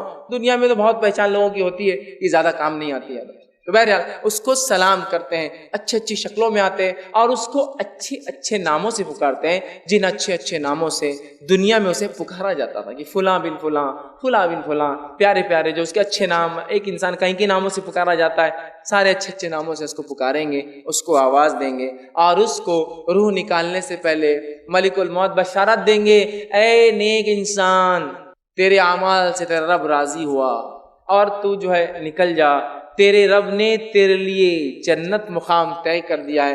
جو ہی وہ نیک انسان کی روح اس بات کو سنتی ہے کہ اس کے رب نے اس کے لیے جنت طے کر دی ہے، وہ مچلتی ہے، لپکتی ہے، اور فرشتوں سے کہتی، نکالو مجھے، جلدی باہر نکالو، اس لیے کہ میرے رب نے میرے لیے جنت اٹھا رکھی ہے، اور وہ تیزی کے ساتھ باہر نکلتی ہے، اور جب نکلتی ہے تو آپ صلی اللہ علیہ وسلم فرماتے ہیں اس آسانی سے نکل جاتی ہے جیسا ایک تھیلی میں پانی کھول دیا جائے، پانی گر جاتا ہے، اس طرح سے ایزیلی وہ روح نکل جاتی ہے، اور نکلنے کے بعد فرشتے جو معطر خوشبودار کفن، دنیا میں تو ہم بہت خوشبو لگاتے ہیں نا، یہ خوشبو اصل ہے جو مرنے کے بعد ملے انسان کو، تو معطر ایک کفن جو ریشمی ہوتا ہے، ریشم کا بنا ہوا ہوتا ہے، لا کر اس کفن میں اس کو لپیٹ دیتے ہیں، لپیٹنے کے بعد اس کا استقبال اور ویلکم ہوتا ہے، اسے لے کر فرشتے پہلی آسمان کی طرف بڑھتے ہیں۔ پہلے آسمان پر جب وہ روح جاتی ہے، اس کی خوشبو سے پہلے آسمان کے لوگ جان لیتے ہیں کوئی نیک روح آ رہی ہے، خوشبو بتا دیتی ہے، اور دروازہ آسمان کا کھٹکھٹایا جاتا ہے، پوچھا جاتا ہے کون، تو کہا جاتا ہے فلاں بن فلاں کی روح لائی جا رہی ہے۔ فرشتے کہتے استقبال، خوش آمدید، ویلکم، خیر، بہت خوب آئے، بہت اچھے، دروازے کھول دیے جاتے ہیں، پہلے آسمان کے فرشتے مبارکباد دیتے ہیں اس مبارک روح کو کہ تو بہت کامیاب روح رہی، تیرا سکسیسفل مشن رہا دنیا کے اندر، آ جا، ویلکم، سلام کرتے ہیں، اور اس کے ساتھ اس کی محبت میں، چونکہ اس کی خوشبو اور نیک بندہ تھا، اس کو چھوڑنے ان فرشتوں کے ساتھ جو روح نکال کر لائے دوسرے آسمان کے دروازوں تک جاتے ہیں چھوڑنے کے لیے۔ چلو دوسرے آسمان کے دروازے پہ دستک دی جاتی ہے، دوسرے آسمان کے فرشتے بھاپ لیتے ہیں کوئی نیک روح آ چکی ہے، خوشبو سے دروازہ کھول کر سلام ہوتا ہے، ویلکم کیا جاتا ہے، استقبال کیا جاتا ہے، مبارکبادیں دی جاتی ہے کہ تم کامیاب رہے اپنی زندگی کے اندر، آؤ، اور پھر تیسرے آسمان تک سارے لوگ مل کر فرشتے چھوڑنے جاتے ہیں، چھوڑ کر آتے ہیں، مرحلہ 1 2 3 4 5 6 7ویں آسمان تک جاتا ہے، وہ پھر 7ویں آسمان پہ جانے کے بعد اللہ تعالیٰ آواز دیتا ہے اور کہتا ہے، حکم دیتا ہے اور کہتا ہے اسے لے جا کر میرے بندے کو وہیں ڈال دو، اس لیے کہ میں نے اسے مٹی سے پیدا کیا تھا اور دوبارہ اسی سے اٹھانے والا ہوں، اور اللہ فرماتا ہے اس کا نام علیین، نیک لوگوں کے رجسٹر میں لکھ دو، اس کا نام اچھے لوگوں کے کھاتے میں ڈال دیا جائے، اور علیین کے اندر نیکوکاروں کی ایک بک رجسٹر ہے، اس رجسٹر میں اس کا نام اندراج رجسٹر لکھ دیا جاتا ہے کہ ایک نیک انسان ہے۔ روح پھر اسی مرحلوں سے لوٹ کر خوش آمدیدیں سلامتیاں سن کر زمین پر آتی ہے، اور لانے کے بعد اسے قبر میں واپس اس کے جسم میں ڈال دیا جاتا ہے۔ نبی اکرم صلی اللہ علیہ وسلم فرماتے ہیں جب قبر میں روح کو واپس ڈال دیا جاتا ہے اور لوگ دفنا کے دور چلے جاتے ہیں، تو اس کے بعد وہ آدمی جو مر چکا تھا یا مرا ہوا تھا، وہ ان کی کھڑاؤں کی چپل اور جوتے کی آوازوں کو سنتا ہے، چونکہ اس کا رب اسے سناتا ہے، وہ سنتا ہے، یاد رکھیے ان آوازوں کو، اور لوگ وہاں سے چلے جاتے ہیں۔ اور یہی نیک انسان جب اس کو جنازے پہ لوگ لے جاتے ہیں تو لوگوں سے کہتا ہے جو جنازہ اٹھائے ہوئے، ارے جلدی چلو، اتنے سست رفتار سے کیوں چل رہے ہو، لے کے جاؤ، اس لیے کہ میرے انجام کی خوشخبری سنا دی گئی ہے، مجھے لے کے جاؤ اسپیڈیلی، مجھے ڈالو لے جا کے قبر میں۔ اور جب قبر میں اسے ڈال دیا جاتا ہے، جسم اس کے روح میں ڈال دی جاتی ہے، اطمینان کے ساتھ اٹھ کر بیٹھ جاتا ہے۔ اب وہ دو لوگ آتے ہیں جو اللہ کی طرف سے اپوائنٹڈ ہے، جو آ کر سوال کرتے ہیں، دو فرشتے، ایک منکر دوسرا نکیر۔ نبی اکرم صلی اللہ علیہ وسلم فرماتے ہیں منکر اور نکیر کی کیفیت یہ ہے، کالا اور سیاہ چہرہ ہے دونوں کا، اسی کے ساتھ ساتھ موٹی موٹی لال لال آنکھیں ہوں گی، اور بیل کے سینگوں سے زیادہ بڑے بڑے دانت ہوں گے، اور جب آئیں گے تو زمین کو پھاڑتے ہوئے آئیں گے، سیدھے نازل نہیں ہوں گے، زمین کو کاٹتے ہوئے اپنے دانتوں سے چیرتے ہوئے آئیں گے قبر میں، اور آواز بجلی سے زیادہ تیز گرجدار آواز میں بات کرتے ہوں گے، اور آ کر جو ہے اس روح سے جو نیک تھی، چاہے بد ہو یا نیک ہو، ان کا رویہ دونوں کے ساتھ سخت ہوتا ہے، آ کر بجلی جیسی کڑکتی ہوئی آواز میں پوچھتے ہیں من ربو کا، تیرا رب کون تھا؟ دوسرا سوال کرتے ہیں من نبیو کا، تیرا نبی کون تھا؟ تیسرا سوال کرتے ہیں ما دینو کا، تیرا دین کیا تھا؟ تین سوال کریں گے، سوال دکھنے میں بہت چھوٹے ہیں، جواب بھی معلوم ہے، اللہ، محمد صلی اللہ علیہ وسلم، اسلام۔ لیکن کیا آپ کو لگتا ہے یہ تین اتنے آسان جواب منہ سے یوں ہی نکل جائیں گے؟ نہیں نکلیں گے بھائی، کیوں نہیں نکلیں گے؟ برے آدمی کا جب لوں گا تفصیلات ڈسکس کرتا ہوں، تو وہ جواب دیں گا اطمینان کے ساتھ، سوالات کے مرحلے میں دکھائی دیں گا سورج ڈوبتے ہوئے نیک انسان کو، سورج غروب ہوتے ہوئے دکھایا جائے گا، یہ سب غائب کی بات ہو رہی ہے۔ تو وہ کہیں گا فرشتوں سے فرشتوں ان کے نکیر رک جاؤ، عصر کی نماز کا وقت ختم ہو رہا ہے، مجھے پڑھنے دو۔ تو منکر نکیر کہیں گے خبر نماز کی جگہ نہیں، پھر اسے یاد آئے گا میں تو مر چکا ہوں، لیکن وہ زندگی میں عادی تھا نا نمازوں کا، تو اس لیے اس کو خبر میں بھی نماز یاد رہیں گے۔ فرشتے کہیں گے یہ خبر ہے، یہ دنیا نہیں ہے، اس میں اعمال نہیں ہے۔ تب وہ کہیں گے کنٹینیو کرو اگلے کوشچنز تمہارے، اور فرشتے تین سوالات کریں گے۔ تین سوالات کرنے کے بعد فرشتے اسے کہیں گے آرام سے لیٹ جاؤ، آرام سے لیٹ جاؤ، جواب دے دیا۔ اور پھر ایک کھڑکی کھولی جائیں گی اور اسے جہنم دکھائی جائیں گی، اور فرشتے کہیں گے یہ وہ چیز تھی جس سے تیرے رب نے تجھے بچا لیا، وہ شکر ادا کریں گا اپنے رب کا۔ اور پھر ایک کھڑکی اور کھولی جائیں گی جس میں اس کو جنت میں اس کا مقام دکھایا جائے گا، وہ کہیں گا اللہ قیامت جلدی قائم کر تاکہ اس مقام پہ پہنچ جاؤ۔ اور فرشتوں سے کہیں گے فرشتوں ایک گزارش ہے، جا کر اللہ سے ایک مہلت مانگو، مجھے موقع دے، جا کے رشتہ داروں میں جا کر بولوں کہ مجھے کیا فائدہ ہوا ہے دنیا میں نیکیاں کرنے کا۔ فرشتے کہیں گے یہ چیز نہیں مل سکتی، جنت کا ایک لباس پہنایا جائے گا، جنت کا ایک بستر ڈالا جائے گا، جنت میں سے کھڑکی کھول دی جائیں گے جس میں سے تازی ہوا جنت کی آئیں گی، اور کہا جائے گا سو جاؤ، اور اسے ایک نئی نویلی دلہن کی طرح لٹا کر، جنتی لباس پہنا کر، جنتی بستر پر ڈال کر، جنت کی کھڑکی کھول کر ہوا لیتے ہوئے سو جائیں گا۔ اب یہ روز قیامت ہی اٹھنے والا ہے۔ اس کے بعد جب وہ لیٹ جائیں گا اپنی خبر میں، تو ایک شخص وہاں آئیں گا، اور وہ شخص بہت ہی انتہائی خوبصورت چہرے والا ہوں گا، اور آ کر سلام کریں گا۔ یہ پوچھیں گا تم کون ہو تم جو خبر میں آ گئے؟ وہ کہیں گا میں تیرے نیک اعمال ہوں، میں تیرے نیک اعمال ہوں جس کا بدلہ تجھے ابھی سے مل رہا ہے، جنت کا لباس، جنت کا بستر، کھڑکی کھلی ہے۔ اور اس کی نظر جہاں تک جاتی ہے اس کی خبر کو ایکسپانڈ پھیلا دیا جائے گا، ایک روایت میں 70 ہاتھ، ایک روایت کے اندر 35 ہاتھ، ایک روایت میں جہاں تک اس کی ویژن ہوں گا، آنکھیں جائیں گی، نظریں خبر وسیع کر دی جائیں گی اور نیک اعمال آ کر اس کو خوشخبری دیں گے، میں تھا تیرا وہ ساتھی جس کو تو نے بہت محبت کری، اپنے سے نزدیک رکھا اچھے اعمال کو، آج تجھے بدلہ یہ ہے اس کے بدلے کہ تو جو ہے جنت کے فائدے اٹھا رہا ہے۔ اور اسے کہا جائے گا سو جاؤ، اور وہ آنکھیں بند کر کے اطمینان کے ساتھ اب دوبارہ اٹھائے پہلے سور تک سو جائیں گا آرام سے نرم اور نازک بستر۔ دوسرا وہ شخص جو کفر کی حالت پر، شرک کی حالت پر، نفاق کی حالت پر، کبائر کے ارتکاب کی حالت پر، یا جو ہے گناہ اور معصیتوں کے اندر اپنی زندگی ڈبائے ہوئے تھا، اس کی موت کی کیفیت کیسی آتی ہے؟ اللہ کے رسول فرماتے ہیں، بہت ساری روایتوں کو ملا کے میں نے پھر ایک مجموعہ بنا دیا کہ اس کے ساتھ کیا ہوتا ہے، حوالے میرے پاس موجود ہے، آپ بعد میں دیکھ سکتے ہیں۔ جب ایسے آدمی کی موت کا وقت قریب آتا ہے تو فرشتے ملک الموت اور دوسرے فرشتے انتہائی بد صورت گندی صورتوں میں آتے ہیں، بدبودار سڑے ہوئے مردار گوشت کی بدبو جیسی آتی ہے، ویسا ٹاٹ سمجھتے ہیں؟ ٹاٹ وہ جو ہوتا ہے نا تھیلے جس کو بولتے ہیں، ٹاٹ کا بدبودار جو سڑے ہوئے ماंس میں سے بدبو آتی ہے نا گوشت میں سے، اس کے ساتھ کفن لاتے ہیں اور لانے کے بعد گندے ناموں سے پکارتے ہیں، جسے دنیا میں وہ چڑھتا تھا فلاں بن فلاں، گندے نام اس کے لیتے ہیں، اور اس کے بعد ملک الموت آگے آ کے کہتے ہیں تیرے لیے جہنم کی خوشخبری ہے، تیرے لیے وہ چیز تیار ہے جس کا دنیا میں تو انکاری تھا، تو انکار کرتا اور کفر کرتا تھا، تیرے لیے جو ہے وہ چیز ہے۔ اس کی روح جسم کے اندر بھاگنا شروع کرتی ہے۔ اللہ رب العزت نے جس کے تعلق سے کہا فرشتوں کو ملک الموت خود اور فرشتوں کو حکم دیتے ہیں ڈوبو اس کے جسم کے اندر، گھس کر نکال کے لاؤ اس کو، چونکہ دشمن تھا اللہ کا، کفر کرتا تھا، شرک کرتا تھا۔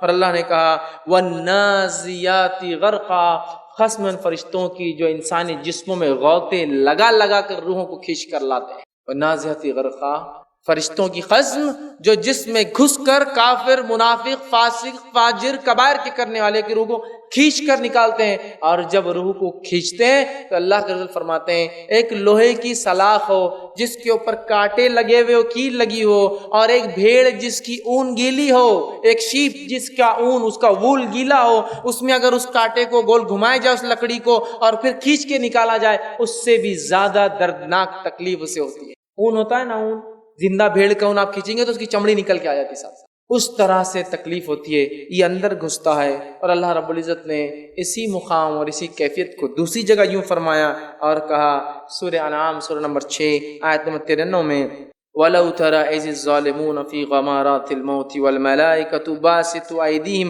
أُخْرِجُوا أَنفُسَكُمُ الْيَوْمَ تُجْزَوْنَ عَذَابَ الْحَوْنِ بِمَا كُنْتُمْ تَقُولُونَ عَلَى اللَّهِ غَيْرَ الْحَقِّ وَكُنْتُمْ عَنْ آيَاتِهِ تَسْتَكْبِرُونَ۔ اللہ فرماتا ہے اے کاش نبی، اے محمد صلی اللہ علیہ وسلم، کاش کہ تم دیکھ پاتے جب ہمارے فرشتے اس شخص کے پاس آتے ہیں جو ظلم اور ستم کرتا تھا، گناہ گار تھا، فی غمارات الموت، اور جب اس کی موت کے وقت قریب آتا ہے تو فرشتے دوڑتے ہیں اور ہاتھ بڑا کر کھینچتے اور کہتے ہیں تخرجوا انفسکم، نکل اب باہر اپنے جسم سے اور آ ہمارے شکنجے میں۔ اس لیے جتنے بڑے بڑے کافر بھی ہیں نا جو مسلمانوں پہ ظلم کرتے ہیں، اب آتے ہیں شکنجے میں وہ مسلمانوں کے، فرشتے نکالتے ہیں ان کو باہر۔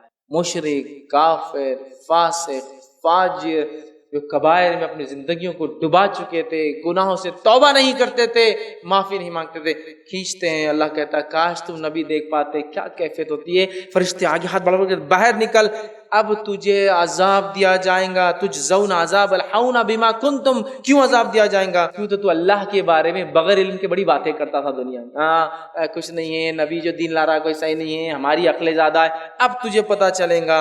اور اللہ فرماتا ہے بما کنتم تقولون علی اللہ غیر الحق وکنتم آیاتی تستکبرون، اور اللہ کی آیتیں جب تیری سامنے پڑھ کے سنائی جاتی تو تکبر سے پلٹتا۔ آج ہے نہیں ہمارا معاملہ، بھائی فلاں چیز حرام ہے، دیکھا جائے گا تکبر سے تو پلٹتا جب ہماری آیتیں تجھے سنائی جاتی۔ ہمیشہ تکبر کو کافر نہیں کرتے، ہم لوگ بھی کرتے اللہ کی آیتوں سے تکبر۔ جب ہم آیتیں ہماری سنائی جاتی رب کی اور ہم پیٹ پھیر کر چلے جاتے ہیں، دیکھا جائے گا بول کر آگے بڑھ جاتے ہیں، تو اللہ نے فرمایا اے نبی تم اگر دیکھتے کیا حالت ہوتی۔ فرشتے نکالتے ہیں، نکالنے کے بعد پکڑتے ہیں، ٹاٹ کا گندا سڑا ہوا بدبودار جس میں سے مرے ہوئے ماंس، سڑے ہوئے گوشت کی بدبو آتی ہے، نکالتے ہیں، لپیٹتے ہیں، پہلے آسمان کی طرف لے جاتے ہیں، اس کی بدبو سے سارا آسمان مہک جاتا ہے۔ پہلے آسمان کے فرشتے بولتے ہیں ایسی مغضوب روح کو ہم اندر انٹر نہیں ہونے دیں گے، آسمان کے دروازے بند ہے تیرے لیے۔ اور اللہ حکم دیتا ہے اس کا نام سجین، جیل والوں میں، قید خانے والوں کے رجسٹر میں اندراج کر لو، نوٹ کر لو، اور سجین میں اس کا نام نوٹ کر لیا جاتا ہے۔ پہلے آسمان سے فرشتے اٹھاتے ہیں اس کو اور نیچے پھینک دیتے ہیں، وہ آ کر پہلے آسمان سے اپنے وزن کے ساتھ اپنی خبر میں پٹکا جاتا ہے، سیدھا کوئی عزت نہیں اس کی، کوئی مقام نہیں اس کا، پٹکا جاتا ہے۔ جاتے ہی اس کی روح جسم میں ڈال دی جاتی ہے، جسم میں ڈالنے کے بعد وہی کیفیت دونوں کی فرشتوں کی، کالا سیاہ چہرہ، لال بڑی بڑی آنکھیں، دانت جو ہے بیل کے سنگ سے بڑے، زمین کو پھاڑتے ہوئے آتے ہیں اور آ کر اپنی گرجدار آواز میں پوچھتے ہیں من ربکا، تیرا رب کون تھا؟ کافر کہتا ہے مجھے نہیں پتا میرا رب کون تھا۔ منافق کہتا ہے لوگ کہتے تھے میرا رب اللہ ہے، چونکہ وہ ایمان نہیں لایا تھا، لانے کے بعد بھی نہیں لایا، کفر کر۔ دوسرا سوال کریں گے من نبیکا، تیرا نبی کون ہے؟ تیسرا سوال ہوگا ما دینکا، تیرا دین کیا ہے؟ تو وہ کہیں گا کافر میں نہیں جانتا ہوں، منافق کہیں گا لوگ کہتے تھے میرا دین اسلام ہے۔ اس کے بعد فرشتے اس کو ایک کھڑکی کھول کر بتائیں گے اور جنت بتائیں گے اور کہیں گے یہ وہ چیز تھی جس سے تو محروم رہا، چلے گی تیرے ہاتھ سے۔ پھر جہنم میں ایک اس کی کھڑکی کھول کے مقام بتایا جائیں گا جس کی گرمی اس کو محسوس ہوں گی اور شدت ہوں گی، جیسا وہ جنتی کو ہو رہی تھی شدت ہوں گی۔ وہ کہیں گا اے اللہ قیامت کبھی قائم مت کر، تو قیامت کے دن تو اصل ٹھکانہ ملیں گا نا، ابھی تو صرف بتایا جا رہا ہے۔ اے اللہ قیامت کبھی قائم مت کر، مت آنے دے ڈے آف ججمنٹ، نہیں چاہتا ہوں میں قیامت آئے۔ اور جو ہے جب اس آدمی کو کاندھے پہ لوگ لے جاتے ہیں نا اٹھا کر، تو یہ چلاتا اور چیختا ارے کہاں لے جا رہے ہو مجھے، ارے کہاں لے جا رہے ہو مجھے، کیونکہ اس کو پتا ہے اس کے ساتھ کیا ہونے والا۔ چیختا اور چلاتا اور کہتا ارے مجھے کہاں لے جا رہے ہو، چھوڑ دو مجھے، یہاں ڈال دیا جاتا ہے، کہتا مت قائم ہو۔ اس کے بعد جہنم کا ایک دروازہ کھول کر، جہنم کا ایک بستر بچھا کر، جہنم کا جو ایک لباس پہنا کر، آنکھ کا بستر، آنکھ کا لباس اور آنکھ کی شعاؤں کی گرمی اور تپش جہنم سے جو اس کا مقام میں نکلتی ہے، وہاں اسے کہا جاتا ہے اب یہاں رہو تم۔ اور اس کے بعد وہ فرشتے چلے جاتے ہیں۔ ایک انتہائی بدصورت انسان خبر میں آتا ہے، وہ کہتا تم کون ہو اتنے گندی صورت والے؟ وہ کہتا ہوں میں تیرے برے اعمال ہوں، جو دنیا میں تو بنداس بغیر سوچے سمجھے، بغیر ڈر کے، بغیر کسی اس کے کیا کرتا تھا، آج اس کی وجہ سے، میری وجہ سے تیرا یہ حال ہے، اور جہنم میں تیرا ٹھکانہ یہ ہونے والا ہے، اور اس جنت سے تو محروم کر دیا گیا تیرے اعمال کی وجہ سے۔ اس کے بعد آسمان فرماتے ہیں اس کی خبر اس کو دبانا شروع کر، اس کی خبر اتنا دباتی ہے کہ اس کی پسلیوں سے پسلیاں اندر چلی جاتی ہے اور اس کو وہاں سونے جیسی بھی جگہ نہیں ہوتی ہے، اور اسے آنکھ کے بستر پر اور آنکھ کا جو ہے لباس پہنا کر اور جہنم میں اس کا مقام والی جگہ سے آنکھ کی شدت کو محسوس کرتے ہوئے قیامت تک، سوتا تو میں کہیں نہیں سکتا ہوں، قیامت تک اسی کیفیت میں رہیں گا۔ اب آئیے ان دونوں واقعات سے جو باتیں پتہ چلی ہے، اس بات میں ایک بات جو مجھے اور آپ کو پتہ چلی وہ یہ ہے کہ خبر کا جو میرا اور آپ کا ساتھی ہے، جس کو ہم نے سب سے کمزور دوست سمجھا ہے، وہ ساتھی کون ہے جو خبر میں آنے والا ہے؟ وہ میرے اور آپ کے اعمال ہے۔ جس سے سب سے کم دوستی ہمارے نبی اکرم صلی اللہ علیہ وسلم فرماتے ہیں ایک انسان ہے، اس کے 3 دوست ہے، 3 فرینڈز ہے، اس کے 3 دوست ہے۔ پہلا دوست وہ، پہلا ساتھی وہ جو مرتے ہی ساتھ چھوڑ دیتا ہے، دوسرا ساتھی وہ جو قبرستان تک ساتھ آتا ہے، اور تیسرا دوست وہ جو قبر میں بھی ساتھ آئیں گا اور روز قیامت بھی ساتھ آئیں گا۔ پوچھا گیا کون ہے وہ تینوں دوستوں کا؟ پہلے وہ دوست جو سب سے پہلے تیرا ساتھ چھوڑ دیں گا وہ ہے تیرا مال، جس کے لیے سب کچھ کیا میں نے، رشتوں کو توڑا، پیسے بچ جانا بول کر، زکوٰۃ نہیں دی تاکہ کچھ اس سے فائدہ اٹھا لوں، خرچ نہیں کیا جہاں اللہ نے کہا تھا، وہاں جو میری پکڑ، میں نے اس کے لیے تو بغض، کینہ، تکبر، حسد، رشوت، 2 نمبر، 3 نمبر، سود، غیر، سب کچھ کیا میں نے۔ یہ وہ ساتھی ہے سب سے پہلے ساتھ چھوڑ دیتا ہے اور رشتہ دار لڑتے اور ٹوٹ پڑتے اس پر، چونکہ ان کو چاہیے تھا وہ چیز۔ سب سے بے وفا ساتھی، سب سے زیادہ محبت میری سے، ارے یہ تو اتنا بے وفا ہوتا ہے، اتنا بے وفا کہ آپ مر جائے اور چاندی کی انگوٹھی بھی ہاتھ میں ہو تو کوئی اس کو دفناتا نہیں، اس سے نکال لیا جائے، اتنا بے وفا ساتھی۔ مال کہا دوسرا ساتھی کون ہے؟ کہا وہ ہے جو تیرے رشتہ دار ہے، تجھے چاہنے والے ہیں، جو قبرستان تک آتے ہیں لیکن ان کی محبت بھی اتنی نہیں ہے کہ تیرے ساتھ آ سکتے ہیں، ساتھ نہیں جا سکتا کوئی۔ اور رشتہ دار کے لیے تو کیا نہیں کر رہے ہیں بہت سارے لوگ، بچوں کے لیے تو حرام چیزیں کما رہا ہوں، ہاں یہی رشتے دار ہیں، دفنا کے آئیں گے ساتھ نہیں آنے والے تھے۔ اپنا اپنا سوچ بھیا، اپنے کو کیسا نکلنا ہے۔ حرام کاری غلط کام ان کے لیے کرتے ہیں نا، بچوں کے لیے اور رشتے داروں کے لیے، فلاں ہو جائے، اسٹیٹس بن جائے، فلاں لے یہ تو چھوڑ کر دفنا کے چلے جائیں گے۔ کا تیسرا ساتھی خبر میں بھی آتا ہے، آخرت میں بھی آئیں گا، وہ ہے تیرے اعمال، اچھے بھی ہو سکتے ہیں اور برے، دونوں خبر میں آئے، اچھے کے لیے اچھے اعمال، برے کے لیے برے اعمال۔ دوسرا، سوالات کتنے آسان ہیں، 3، جوابات کتنے آسان ہیں، کس کو یاد نہیں، سب کو یاد ہے نا، تو کیا اتنا آسان ہوگا واقعی میں جواب دینا؟ یاد رکھیے ان 3 سوال کا جواب وہی دے پائیں گا جس کی ساری زندگی ان 3 چیزوں کے اعتبار سے تھی۔ وہی آدمی کہہ پائیں گا میرا رب اللہ ہے جس نے کبھی اپنے رب کے ساتھ کسی کو شریک نہ کیا ہو، نہ اس کی ذات میں، نہ اس کی صفات میں، نہ اس کی عبادت میں، نہ کسی اور چیز کے اندر۔ اس نے خالص توحید پر زندگی گزاری تھی اور ایک رب کو مان کر زندگی چلا تھا، اسی کی وجہ سے تکلیفیں اٹھائی تھی، اسی کی وجہ سے اذیتیں اور لوگوں کے طعنے اور تشنیعات اس نے سہتے، اسی کی وجہ سے ہو سکتا ہے وہ مارا اور شہید بھی کیا گیا تھا۔ تو سب سے پہلے جس نے واقع میں اللہ کو رب مانا اور پھر جم گیا اس چیز پر، تو وہ انسان ویسا ہوگا جو انسان کہہ پائیں گا ربی اللہ، میرا رب اللہ ہے۔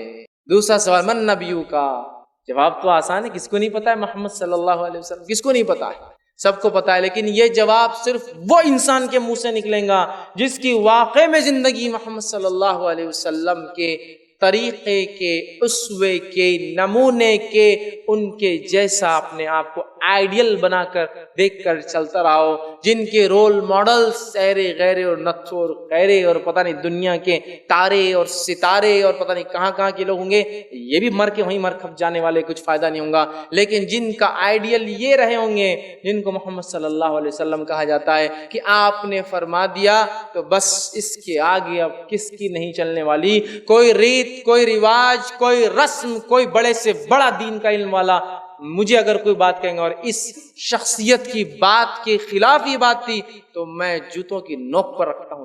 یہ ہے محمد صلی اللہ علیہ وسلم، یہ نمونہ اور آئیڈیل ہے، اور ان کی اتباع ایسی لازم ہے ہم پر کہ عبداللہ ابن مسعود مسجد نبوی میں داخل ہوتے ہیں، ایک قدم باہر ایک قدم اندر، نبی اکرم صلی اللہ علیہ وسلم خطبے کے دوران کہہ رہے ہیں وہ شخص جو کھڑا ہے بیٹھ جا، عبداللہ ابن مسعود اسی جگہ نیچے مسجد میں چوکھٹ پہ بیٹھ جاتے ہیں۔ بعد میں اللہ کے رسول نے فرمایا عبداللہ ہم تم سے تھوڑی کہہ رہے تھے کہ وہ شخص جو کھڑا بیٹھ جا، ہم کسی اور سے کہہ رہے تھے۔ تو کہا اللہ کے رسول ہمیں کیا معلوم ہمارا رسول کس سے کہہ رہا تھا، میرے کان میں آواز آئی جو شخص کھڑا ہے بیٹھ جا، بس میں بیٹھ گیا، مجھے کیا لینا دینا کی باتوں سے، کس کے لیے بول رہے تھے، کیا ہو رہا تھا۔ آج سنت نبوی بتائی جائے تو 1000 سوال اور کوشچن رہتے اس کے خلاف ہمارے پاس، 1000، یہ غلط ہے کیا، وہ غلط ہے کیا، اتنے بڑے غلط تھے کیا، اتنے بڑے نے غلط بولوں گا، انہوں نے غلط لکھا کیا۔ میرے بھائی میں تجھے کہہ رہا ہوں محمد صلی اللہ علیہ وسلم نے یہ کیا، اب ایرے اور غیرے کی بات کیوں لا رہا ہے تو، کیا مقابلہ اور موازنہ کرنا چاہتا ہے میرے نبی سے، ان کے برابر ٹھہرانا چاہتا ہے؟ جب میں واضح حدیث تیرے سامنے بیان کر رہا ہوں پھر تو مجھ سے کہتا ہے۔ عبداللہ ابن عمر رضی اللہ عنہما سے ایک شخص نے پوچھا فلاں مسئلے کا کیا حل ہے، تو انہوں نے کہا اس کا حل یہ ہے۔ تو شخص نے کیا پوچھا معلوم؟ کہا کہ ابو بکر اور عمر کے نزدیک کیا تھا، عمر ان کے والد بھی تو ہے عبداللہ ابن عمر کے، کہا ابو بکر اور عمر کے نزدیک، تمہارے ابا کے نزدیک اس مسئلے کا کیا معاملہ تھا؟ تو عبداللہ بن عمر رضی اللہ عنہ فرماتے ہیں اللہ تعالیٰ تیرے پر قوم لوط کے پتھروں کی بارش کرے، میں کہتا ہوں کہ اللہ کے رسول نے کہا اور تو پوچھتا ہے ابو بکر اور میرے باپ نے کیا کہا، میں کہتا ہوں اللہ کے رسول نے کہا اور تو مجھ سے کہتا ابو بکر اور میرے باپ نے کیا کہا، تجھ پر لعنت ہو، تجھ پر قوم لوط کے پتھروں کی بارش ہو۔ کیونکہ نبی کا قول آنے کے بعد کسی کی نہیں چلتی، یہی اتباع ہے۔ اور نبی سے محبت کے ہم دعوے دار ہیں نا، محبت اتباع ہوتی ہے، اس کے طریقے پہ چلنے کو کہتے ہیں۔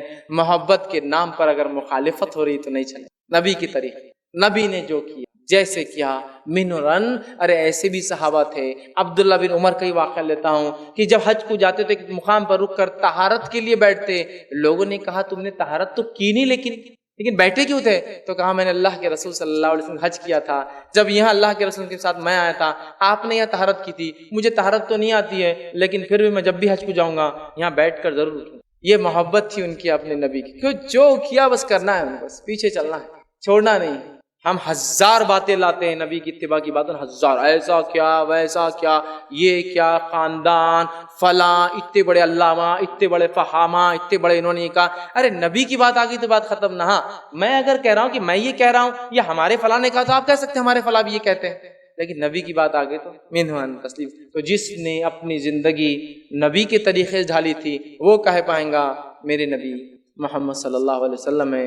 اور انس بن مالک رضی اللہ عنہ فرماتے اور کہتے تھے کہ ایک حدیث کو سننے سے زیادہ ہمیں کسی حدیث کو سن کر خوشی نہیں ہوتی. وہ کیا حدیث تھی سن لیجیے، جس کو سن کر صحابہ جھوم اٹھے تھے، خوش ہو گئے تھے. اور وہ فرماتے ہیں انس بن مالک، وہ حدیث تھی المرء مع من احب، انسان روز قیامت اس کے ساتھ جس سے وہ محبت کرتا تھا. اور وہ جب بھی اللہ کے رسول صلی اللہ علیہ وسلم کے مزار کے پاس سے گزرتے تو کہتے ہیں انشاءاللہ اللہ میرا حساب محمد صلی اللہ علیہ وسلم، ابوبکر اور عمر کے ساتھ کریں گا، اس لیے کہ میں ان تینوں سے محبت کرتا. المرء مع من احب، انسان اس کے ساتھ جس سے محبت کرتا ہے. اب جو جس سے دنیا محبت کرتا ہے، جس کو فالو کرتا ہے، جس کے جیسا ہونا چاہتا ہے، وہ جان لے وہ اس کے ساتھ روز قیامت اس کی لائن، اس کے صف، اس کے گروہ اور اس کے ساتھ کھڑا. تیسرا سوال، ما دینوں کا؟ جواب تو کیا آسان ہے، دین اسلام، میرا دین اسلام ہے. لیکن یہ وہی دے پائیں گا جس نے واقعے میں اسلام کو مقدم رکھا، جس کی پیدائش، جس کی شادی، جس کی موت، جس کے زندگی جینے کا طریقہ اس دین کے مطابق تھا. من مانی تو ایسی چالو ہے کہ پیدائش بھی اپنی اعتبار سے، میت بھی اپنی اعتبار سے، نکاح بھی اپنی من مانی. دین اسلام نہیں نکلنے والا منہ سے میرا دین اسلام ہے. پھر اسلام دین کہتے جینے کے طریقے کو، مکمل وے آف لائف جس کو کہتے ہیں، وہ طریقہ جس کا اسلام تھا تو وہ کہہ پائیں گا میرا دین اسلام ہے. ہم نے تو ہر چیز میں اسلام کی مخالفت کو اپنی علامت اور شعار، پہچان بنا لیا. ہماری پہچان ہے اسلام کے خلاف جانا. 3 سوال آسان ہے، جواب آسان ہے.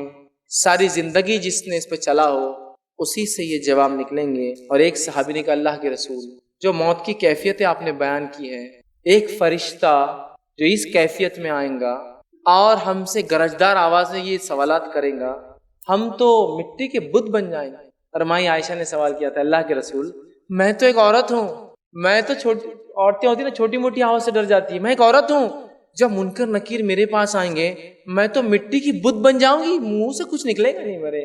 تو اللہ کے رسول نے فرمایا، جس کو اللہ رب العزت نے اس بات کو سورہ ابراہیم صلی اللہ علیہ وسلم 14 آیت نمبر 27 کی یہ آیت آپ نے تلاوت کی اور فرمایا کہا یثبت اللہ الذین آمنوا بالقول الثابت فی الحیات الدنیا وفی الآخرہ. اللہ تعالیٰ اس کلمہ طیبہ کی برکت سے، اس قول کی برکت سے دنیا اور آخرت میں تمہارے قدم جما دیں گا. آپ نے فرمایا کلمہ طیبہ آ جائیں گا وہاں، لا الہ الا اللہ، اور اس کی برکت سے وہ جواب بھی تم دے پاؤں گے.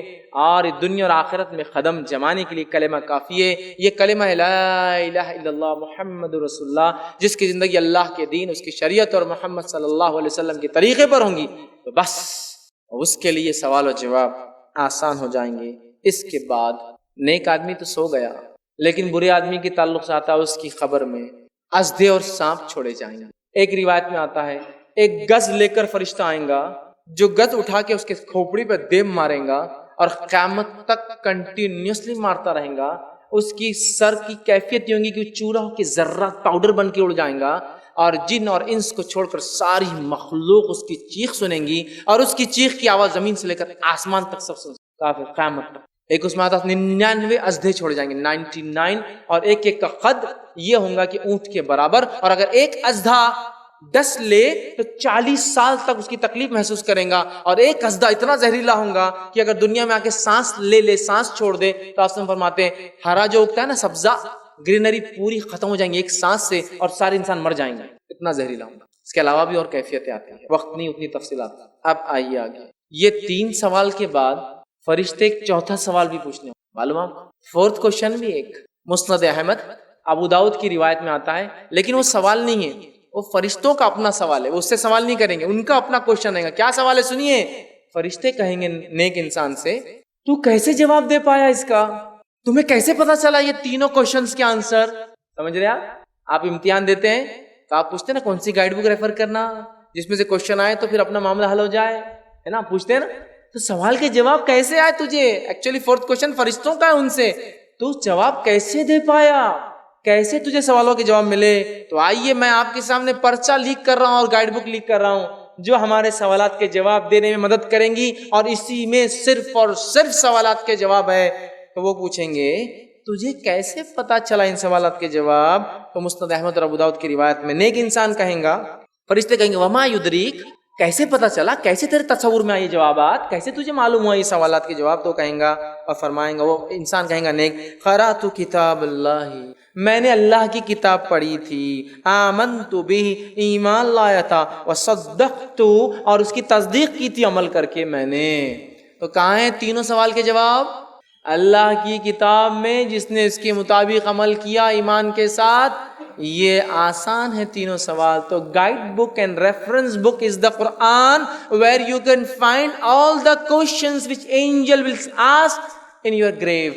वो सारे सवालात के जवाब आपको मिलेंगे कुरान में, जो कब्र में फरिश्ते मुझसे और आपसे पूछने वाले हैं। इस किताब के साथ क्या हाल है मेरा और आपका, मुझे बताने की जरूरत नहीं है। हम में से कई लोगों से सवाल होगा ना, कितने सूरे हैं? मैं अल्लाह को गवाह रख के कह सकता हूँ, नहीं मालूम होगा कितने सूरे हैं। कितने? 120, 140, 150, 286, 200, नहीं पता कितने। गाइड बुक में चैप्टर्स कितने हो तो वही बता सकता है जिसने उस गाइड बुक को खंगाल खंगाल के पढ़ के निचोड़ कर दिन रात पढ़ के उसको घस दिया, और इसको बोलते हैं ना पी गया उसको। तब बोलेंगे इतने चैप्टर से, ये चैप्टर में ये फला वो है। अल्लाह की किताब के साथ क्या कुछ नहीं हमने किया। अल्लाह रहम करे, ऐसी दुश्मनी ले रखी है हमने। आप बोलेंगे क्या आप पागल हो गए फैज भाई? मैं पागल नहीं हूँ मेरे भाई, वाकई में दुश्मनी ली, सिर्फ नाम लेकर चूमने से इस किताब का हक अदा नहीं होता। इस किताब पर ईमान लाना है जैसा हक है, इसकी तिलावत करना है, इसको समझना है, इस पर अमल करना है, इसको पहुंचाना, ये इसके राइट से, इसके हुकूक है जो मुझे और आपको अदा करना। किया? मैं दावे के साथ कहता हूँ, अल्लाह रहम करे, मौका अभी भी है, देर अभी भी नहीं हुई। कई लोग हैं जो मेरी बात को सुन रहे हैं, अल्लाह की किताब को देखकर पढ़ भी नहीं सकते, अलिफ लाम मीम ज़ालिकल किताबु ला रैब, देखकर भी नहीं, नाज़िरा भी नहीं आता। कितनी बुरी बात है। क्या जवाब देंगे अल्लाह क़यामत के दिन? जिस किताब के अंदर सवाल के जवाब है उसको पढ़ भी नहीं सकते हम। शर्माइए मत, देर नहीं हुई अभी, आज से शुरू कर दीजिए, आज से शुरू, देर नहीं हुई अभी।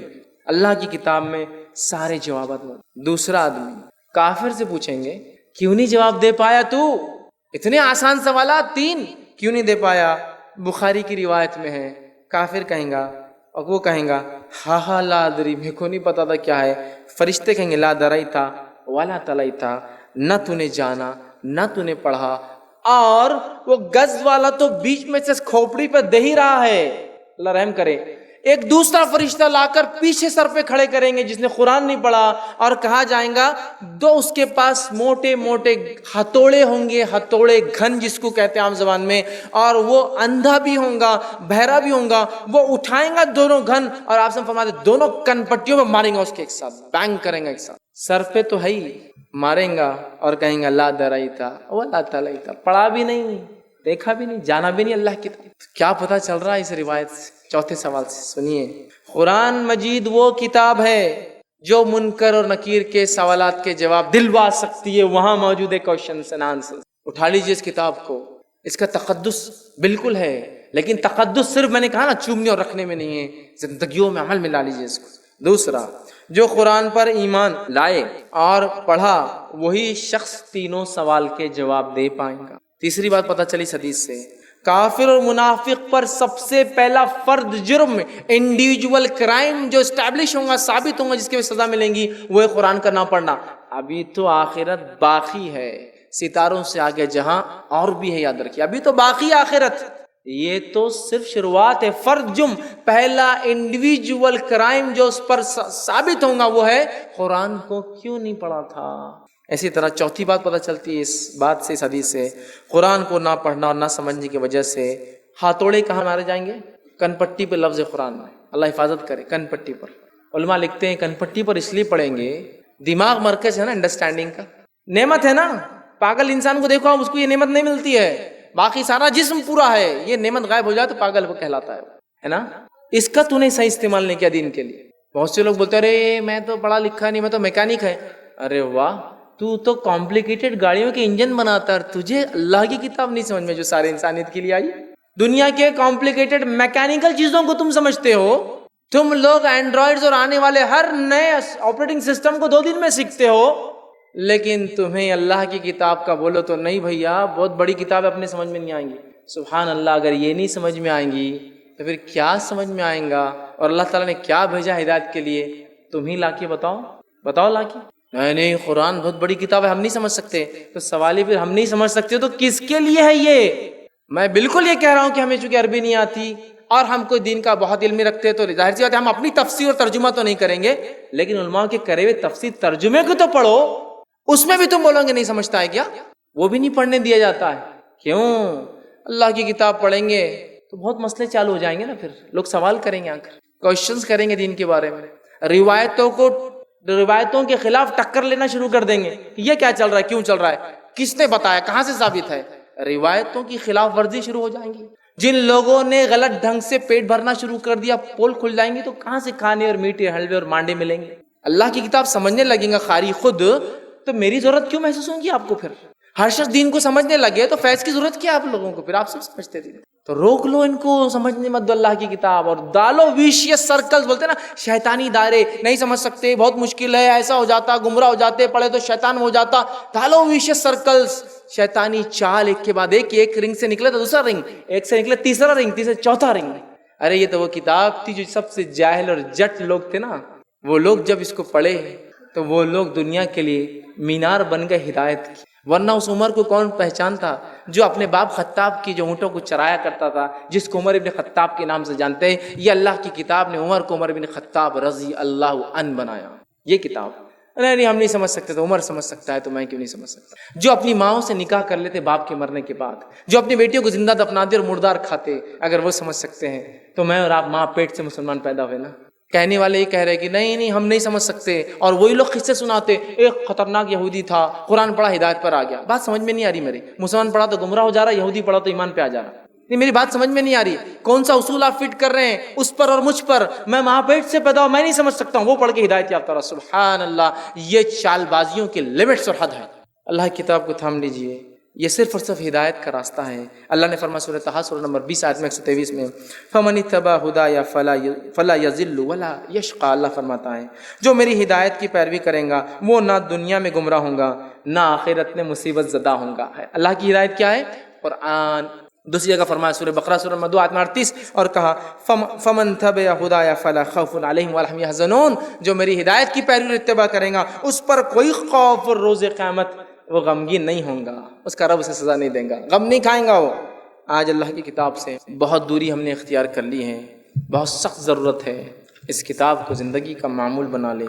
آئیے بس اپنی بات کے خاتمے کی طرف بڑھتا ہوں اور کچھ اہم نکات دہرا دیتا ہوں جو میں نے اپنے درس میں رکھے۔ پہلا، مرتے وقت مومن کو کیا عزت ملتی ہے جو میری باتوں سے پتہ چلا ہے آپ کو آج۔ پہلا، فرشتے روح قبض کرنے سے پہلے سلام کرتے ہیں۔ مومن آدمی کی روح قبض کرنے کے لیے سورج سے زیادہ روشن چہرے والے فرشتے آتے ہیں۔ مومن آدمی کی روح لپیٹنے کے لیے رحمت کے فرشتے جو ہے ریشم کا خوشبودار لباس لاتے ہیں، معطر جو ہے خوشبو کا لباس کے ساتھ آتے ہیں۔ پانچویں چیز، مومن کی روح قبض کرتے وقت فرشتے مومن آدمی کو مغفرت، اللہ کی رضا اور جنت کی خوشخبری اور اس کا مقام بتا دیتے ہیں۔ مومن آدمی کی روح جسم سے نکلتی ہے تو اس روئے زمین پر پائی جانے والی بہترین مشک سے زیادہ خوشبودار اس میں سے خوشبو نکلتی ہے۔ مومن آدمی کی روح کے لیے زمین و آسمان کے درمیان موجود سارے فرشتے دعائے رحمت کرتے ہیں۔ آٹھویں چیز، مومن آدمی کی روح کو آسمان پر لے جانے والے فرشتے آسمان کے دروازے پر مومن آدمی کا تعارف کرواتے ہیں تو محافظ فرشتے خوش آمدید کہہ کر اگلے دروازے تک چھوڑنے آتے ہیں۔ اسی طرح ہر آسمان کے فرشتے مومن آدمی کی روح کو الوداع کہنے دروازوں تک آتے ہیں، اور اسی طرح ساتویں آسمان پہ پہنچنے کے بعد اللہ حکم دیتا ہے اس روح کا نام نیکوکاروں کے علیین والے رجسٹر میں لکھ دو۔ مرتے وقت جو ہے وہ سزائیں جو کافر کو ملتی ہے وہ کیا ہے؟ مرتے وقت جو ہے کافر کی روح قبض کرنے کے لیے انتہائی خوفناک فرشتے سیاہ چہرے والے آتے ہیں۔ کافر کی روح قبض کرنے والے فرشتے اپنے ساتھ جو ہے ٹاٹ کا بدبودار سڑا ہوا کفن لاتے ہیں۔ روح قبض کرنے سے پہلے فرشتے اس کافر کو یہ کہہ دیتے ہیں اور اس کو مارتے تھپڑ اور پیٹنا شروع کرتے ہیں اور کہتے ہیں ناپاک مغضوب گندی روح باہر نکل۔ اسی طرح کافر کی روح قبض کرتے وقت فرشتے اس کے چہرے اور پیٹھ پر تھپڑ مارتے ہیں۔ اسی طرح پانچویں چیز، کافر کی روح قبض کرتے وقت فرشتے کافر کو آنکھ کے عذاب کا مزہ چکھنے کی خوشخبری دے دیتے ہیں۔ اسی طرح چھٹی بات، مرتے وقت کافر کی روح سے روئے زمین پر پائے جانے والی بدترین اور مراد سب سے غلیظ بدبو آتی ہے۔ کافر کہ روح کی بدبو محسوس کر کر آسمان اور زمین کے درمیان موجود تمام فرشتے اس پر لعنت بھیجتے ہیں۔ کافر کی روح قبض کرنے کے بعد فرشتے اسے آسمان اول پر لے جانے کے بعد اس کا تعارف سنتے کہتے زمین پر پھینک دو، اور اسے اوپر سے پٹک دیا جاتا زمین کے اوپر۔ 9ویں چیز اللہ تعالیٰ کی طرف سے حکم ہوتا ہے کافر کا اندراج سجین کے اندر لکھ دو۔ اسی طرح سجین میں اندراج کے بعد کافر کی روح پر بڑی ذلت کے ساتھ آسمان اول سے نیچے پھینک کر اس پہ مختلف گز، ہتھوڑے اور سانپوں کا عذاب دیا جاتا ہے۔ قبر کی نعمتیں انسان کو کیا ملتی؟ جب مدفون ہو جاتا نیک انسان، وہ نعمتیں سن لیجئے۔ قبر میں اطمینان اور بے خوفی کی کیفیت ہو جاتی ہے انسان کی۔ اسی طرح جہنم سے بچنے کی خوشخبری دے دی جاتی ہے۔ اسی طرح جنت کی بشارت اور جنت میں اپنی نعمتوں بھری آرام گاہ اس سے دکھا دی جاتی ہے۔ جنت کی نعمتوں سے مستفید ہونے کے لیے جنت کی طرف ایک دروازہ اس کو کھول دیا جاتا تاکہ وہ دیکھتے رہے۔ 70 ہاتھ یا جہاں تک نگاہ جاتی ہے اس کی خبر ایکسپانڈ اور بڑی کر دی جاتی ہے۔ خبر میں 14ویں کے چاند کی ایسی روشنی کر دی جاتی ہے، اور سبز جو اس کا باغ ہے اس کا منظر دکھایا جاتا ہے۔ خبر کی تنہائی دور کرنے کے لیے نیک اعمال خوبصورت انسان کی شکل میں اس کے پاس آتا ہے۔ اسی طرح خبر کی انتہائی اس کے بعد قیامت کے روز ایمان پر اٹھنے کی بشارت دی جاتی ہے، اور سکون اور آرام کی نیند سے قیامت تک سلا دیا جاتا ہے۔ قبر میں وہ عذابات جو گناہ گار کو ملتے کیا ہے سن لیجئے۔ قبر میں شدید خوف اور گھبراہٹ کا عذاب، جنت سے محرومی اور حسرت کا عذاب، جہنم کی زہریلی گرم ہوا کا عذاب، جہنم میں اپنی رہائش کا خوفناک منظر اسے خبر میں دکھایا جاتا ہے۔ آنکھ کے بستر پہ سلایا جاتا ہے، آنکھ کا لباس پہنا جاتا ہے، فرشتے شکنجے اور بیڑیوں میں سے باندھ دیتے ہیں۔ خبر کے شکنجے اور بیڑیوں کے بعد لوہے کے گزوں سے سر پہ مارے جانے والا عذاب، سانپوں اور بچھوؤں کا ڈسنے والا عذاب، اسی طرح برے اعمال کی انتہائی بد شکل صورت میں آنے کا عذاب، اور اسی طرح اسے دیگر اور عذاب دیے جاتے ہیں۔ اب کیا چیز ہے جس کی وجہ سے خبر کے عذاب سے ہم بچ سکتے ہیں، وہ رکھتا ہوں آپ کے سامنے۔ 2 ہی حدیثیں آپ کے سامنے رکھتا ہوں۔ پہلا کام جو کرنا ہے خبر کے عذاب سے بچنے کے لیے وہ یہ ہے، دعاؤں کے ساتھ وہ یہ نیک اعمال کرنا ہے، اس لیے کہ آپ نے فرمایا، اور یہ ترغیب کی روایت ہے، نماز، روزہ، زکوٰۃ، حج، صلہ رحمی، امر بالمعروف نہی عن المنکر، یہ وہ تمام نیکیاں ہیں جس کے کرنے سے خبر کے عذاب سے انسان بچ جاتا ہے۔ فرائض اس میں پہلے تو سب پورے کے پورے، توحید تو ہے ہی، ظاہر سی بات ہے۔ تو یہ کام کرنے سے خبر کے عذاب سے انسان بچ جاتا ہے، تو ہم نیکیاں کریں۔ دوسرا، فتنے خبر سے محفوظ رکھنے والے اعمال کیا ہے وہ بھی سن لیجیے۔ کن اعمال سے انسان فتنے خبر سے محفوظ رہے گا؟ پہلا، اسلامی لشکر کی حفاظت کرتے ہوئے جو انتقال کر جائے یا جو فوت ہو جائے، خبر کے عذاب سے اللہ اس کو محفوظ کر دیتا ہے۔ ایکسیپشنل حساب کتاب ہوں گا لیکن خبر میں کچھ نہیں ہوگا۔ دوسرا، وہ شخص جو عذاب خبر سے محفوظ ہو جاتا ہے، جمعہ کے دن اور جمعہ کی رات مرنے والا عذاب خبر سے محفوظ ہو جاتا ہے، لیکن یہ ساری باتیں ایمان والوں کے لیے، کافروں کے لیے نہیں، ٹھیک؟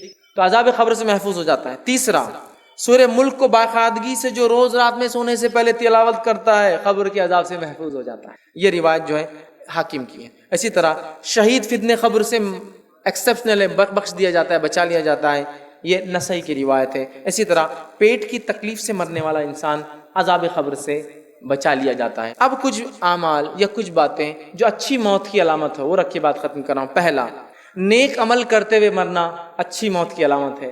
نماز کی حالت، روزے کی حالت، نیکی کرتے اچھائی کا حکم دیتے ہوئے انبیاءوں کو شہید اور صحابہ کو کر دیا گیا۔ نیک حالت میں مرنا، مسند احمد کی روایت ہے، نیک عمل صالح پر مرنے والا یہ اچھی موت ہے۔ دوسرا، اللہ کی رضا، مطلب ایک روایت میں آتا ہے کہ جو شخص اچھی موت مرا اس کی علامت یہ ہے کہ اللہ کی رضا کی وجہ سے اس کا چہرہ چمکدار ہو جاتا ہے، چمکنے لگتا ہے، لوگ تعریف کرتے ہیں کہ ہاں واقعی میں اس کا چہرہ خوبصورت نظر آتا ہے۔ اسی طرح مرتے وقت کلمہ جس کو نصیب ہو یہ اچھی موت کی علامت ہے۔ ابو داؤد کی روایت ہے، اللہ تعالی ہم سب کو کلمہ نصیب کرے۔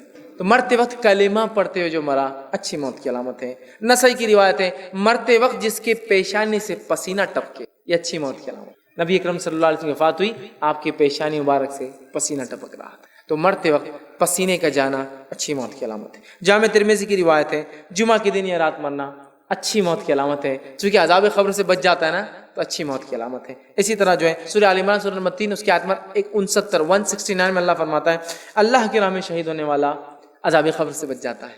اور شہید کے اندر وہ لوگ بھی شمار ہے جو فی سبیل اللہ نہیں مارے جاتے، جنگ میں نہیں مارے جاتے، اس کے علاوہ بھی پیٹ کی درد سے مرنے والا اچھی موت کی علامت ہے، چونکہ عذاب قبر سے بچ گیا۔ عذاب قبر سے بچ گیا مطلب دیگر تمام مرحلے اس کے لیے آسان ہوگا انشاءاللہ، ٹھیک۔ اسی طرح دب کے مرنے والا یہ بھی شہید ہے، یہ بھی بچ جاتا ہے۔ اسی طرح کثرت خون نکلنے کی وجہ سے منہ سے بار بار، کچھ لوگ لکھتے ٹی بی سے مراد ہو سکتی، کوئی واللہ عالم، کثرت سے خون جس کی وجہ سے موت آ جائے منہ سے نکلنے سے، یہ بھی اچھی موت کی علامت ہے، چونکہ اس آدمی کو بھی جو عذاب قبر سے بچا لیا جاتا ہے۔ اسی طرح ڈوب کے مرنے والا، خودکشی نہیں، ڈوب گیا پانی میں، ڈوب کے مرنے والا شہید ہے، اور یہ بھی اچھی موت کی علامت ہے۔ کوئی انسان جو آگ میں جل گیا، خودکشی نہیں کیا، جل گیا، جلا دیا گیا، تو یہ بھی یاد رکھیے چونکہ وہ بھی شہید میں شامل ہے، یہ بھی اچھی موت کی علامت ہے۔ بہرحال سورہ النساء کی روایت ہے، پیٹ کی بیماری سے مرنے والا، یہ بھی جو عذاب قبر سے بچا لیا تھا، عذاب قبر سے بچ گیا مطلب اچھی موت کی علامت ہے، پیٹ کی تکلیف سے مر گیا۔ اسی طرح ابو داؤد کی روایت ہے، نفاس یا حمل کی تکلیف سے عورت کا انتقال ہو جائے پیدائش کے وقت یا پیدائش کے فوراً بعد، یہ بھی اچھی موت کی علامت ہے، چونکہ اس سے بھی عذاب قبر اٹھا لیا جاتا ہے، ٹھیک ہے۔ اسی طرح جو ہے الترغیب کی روایت ہے کہ جلنے یا جو ہے خون کا منہ سے کثرت کے نکلنے سے جو مر جائے، یہ بھی اچھی موت کی علامت ہے، چونکہ اس کو عذاب قبر سے ایکسیپشنل کر دیا جاتا ہے۔ جامع ترمذی کی روایت ہے، دین کے لیے، مال کے لیے، عزت کے لیے لڑتے ہوئے شہید ہو جانے والا، یہ بھی اچھی موت کی علامت ہے، چونکہ اس کو بھی عذاب قبر معاف کر دیا جاتا ہے۔ بخاری کی روایت ہے، تعفن وبا، ایک ڈیزیز جس میں لوگ بہت کثرت سے مرتے ہیں، اس میں مرنے والا بھی شہید کہلاتا ہے، اور عذاب قبر سے ایکسیپشنل کر دیا جاتا ہے، اچھی موت کی علامت ہے۔ تو بہت ساری علامتیں تھیں جو اچھی موت کی ہیں، ہمیں چاہیے موت کو یاد کرتے رہے، کثرت سے یاد کرے، اور یاد کرنے کے ساتھ ساتھ وہ اعمال کرے جو اعمال ضروری ہے تاکہ انسان مرے تو اللہ رب العزت کے پاس وہ باعزت شخص ہو، اور ہمارا رب پھر ہمیں جو ہے ہمارے اعمال اور اپنے فضل کی وجہ سے جنت میں داخلہ دے، ورنہ صرف موت سے ہم صرف ڈرنے کی باتیں کرتے رہے، زندگی کا معمول اور اعمال اگر نہیں بدلے تو میں نہیں سمجھتا ہوں کہ پھر کوئی فائدہ ہمیں کوئی چیز دینے والی ہے۔ اور خبر سے ہی جو گرفت فرشتے کریں گے، اور اس کے بعد کے مرحلے، جس کے لیے یہ مرحلہ مشکل ہوا، سارے مرحلے سمجھ لیجئے تکلیف دہ ہے، جس کے لیے یہ قبر کا مرحلہ آسان رہا، سارے مرحلے آسان ہیں۔ تو لہٰذا ہم اگر آخرت کی تیاری کرتے ہیں، موت کی صحیح تیاری کرتے ہیں، تو اپنے زندگیوں کو میں نے جیسا کہا بہت جلدی چینج کرنے کی، تبدیل کرنے کی ضرورت ہے۔ باتیں بہت ہو گئی، لیکچرز درس بہت سن لیے، چینج اگر زندگی میں تبدیلی نہیں آئی تو اس کا مطلب یہ ہوا یہ چیزیں آپ پر اثر نہیں کر گئی۔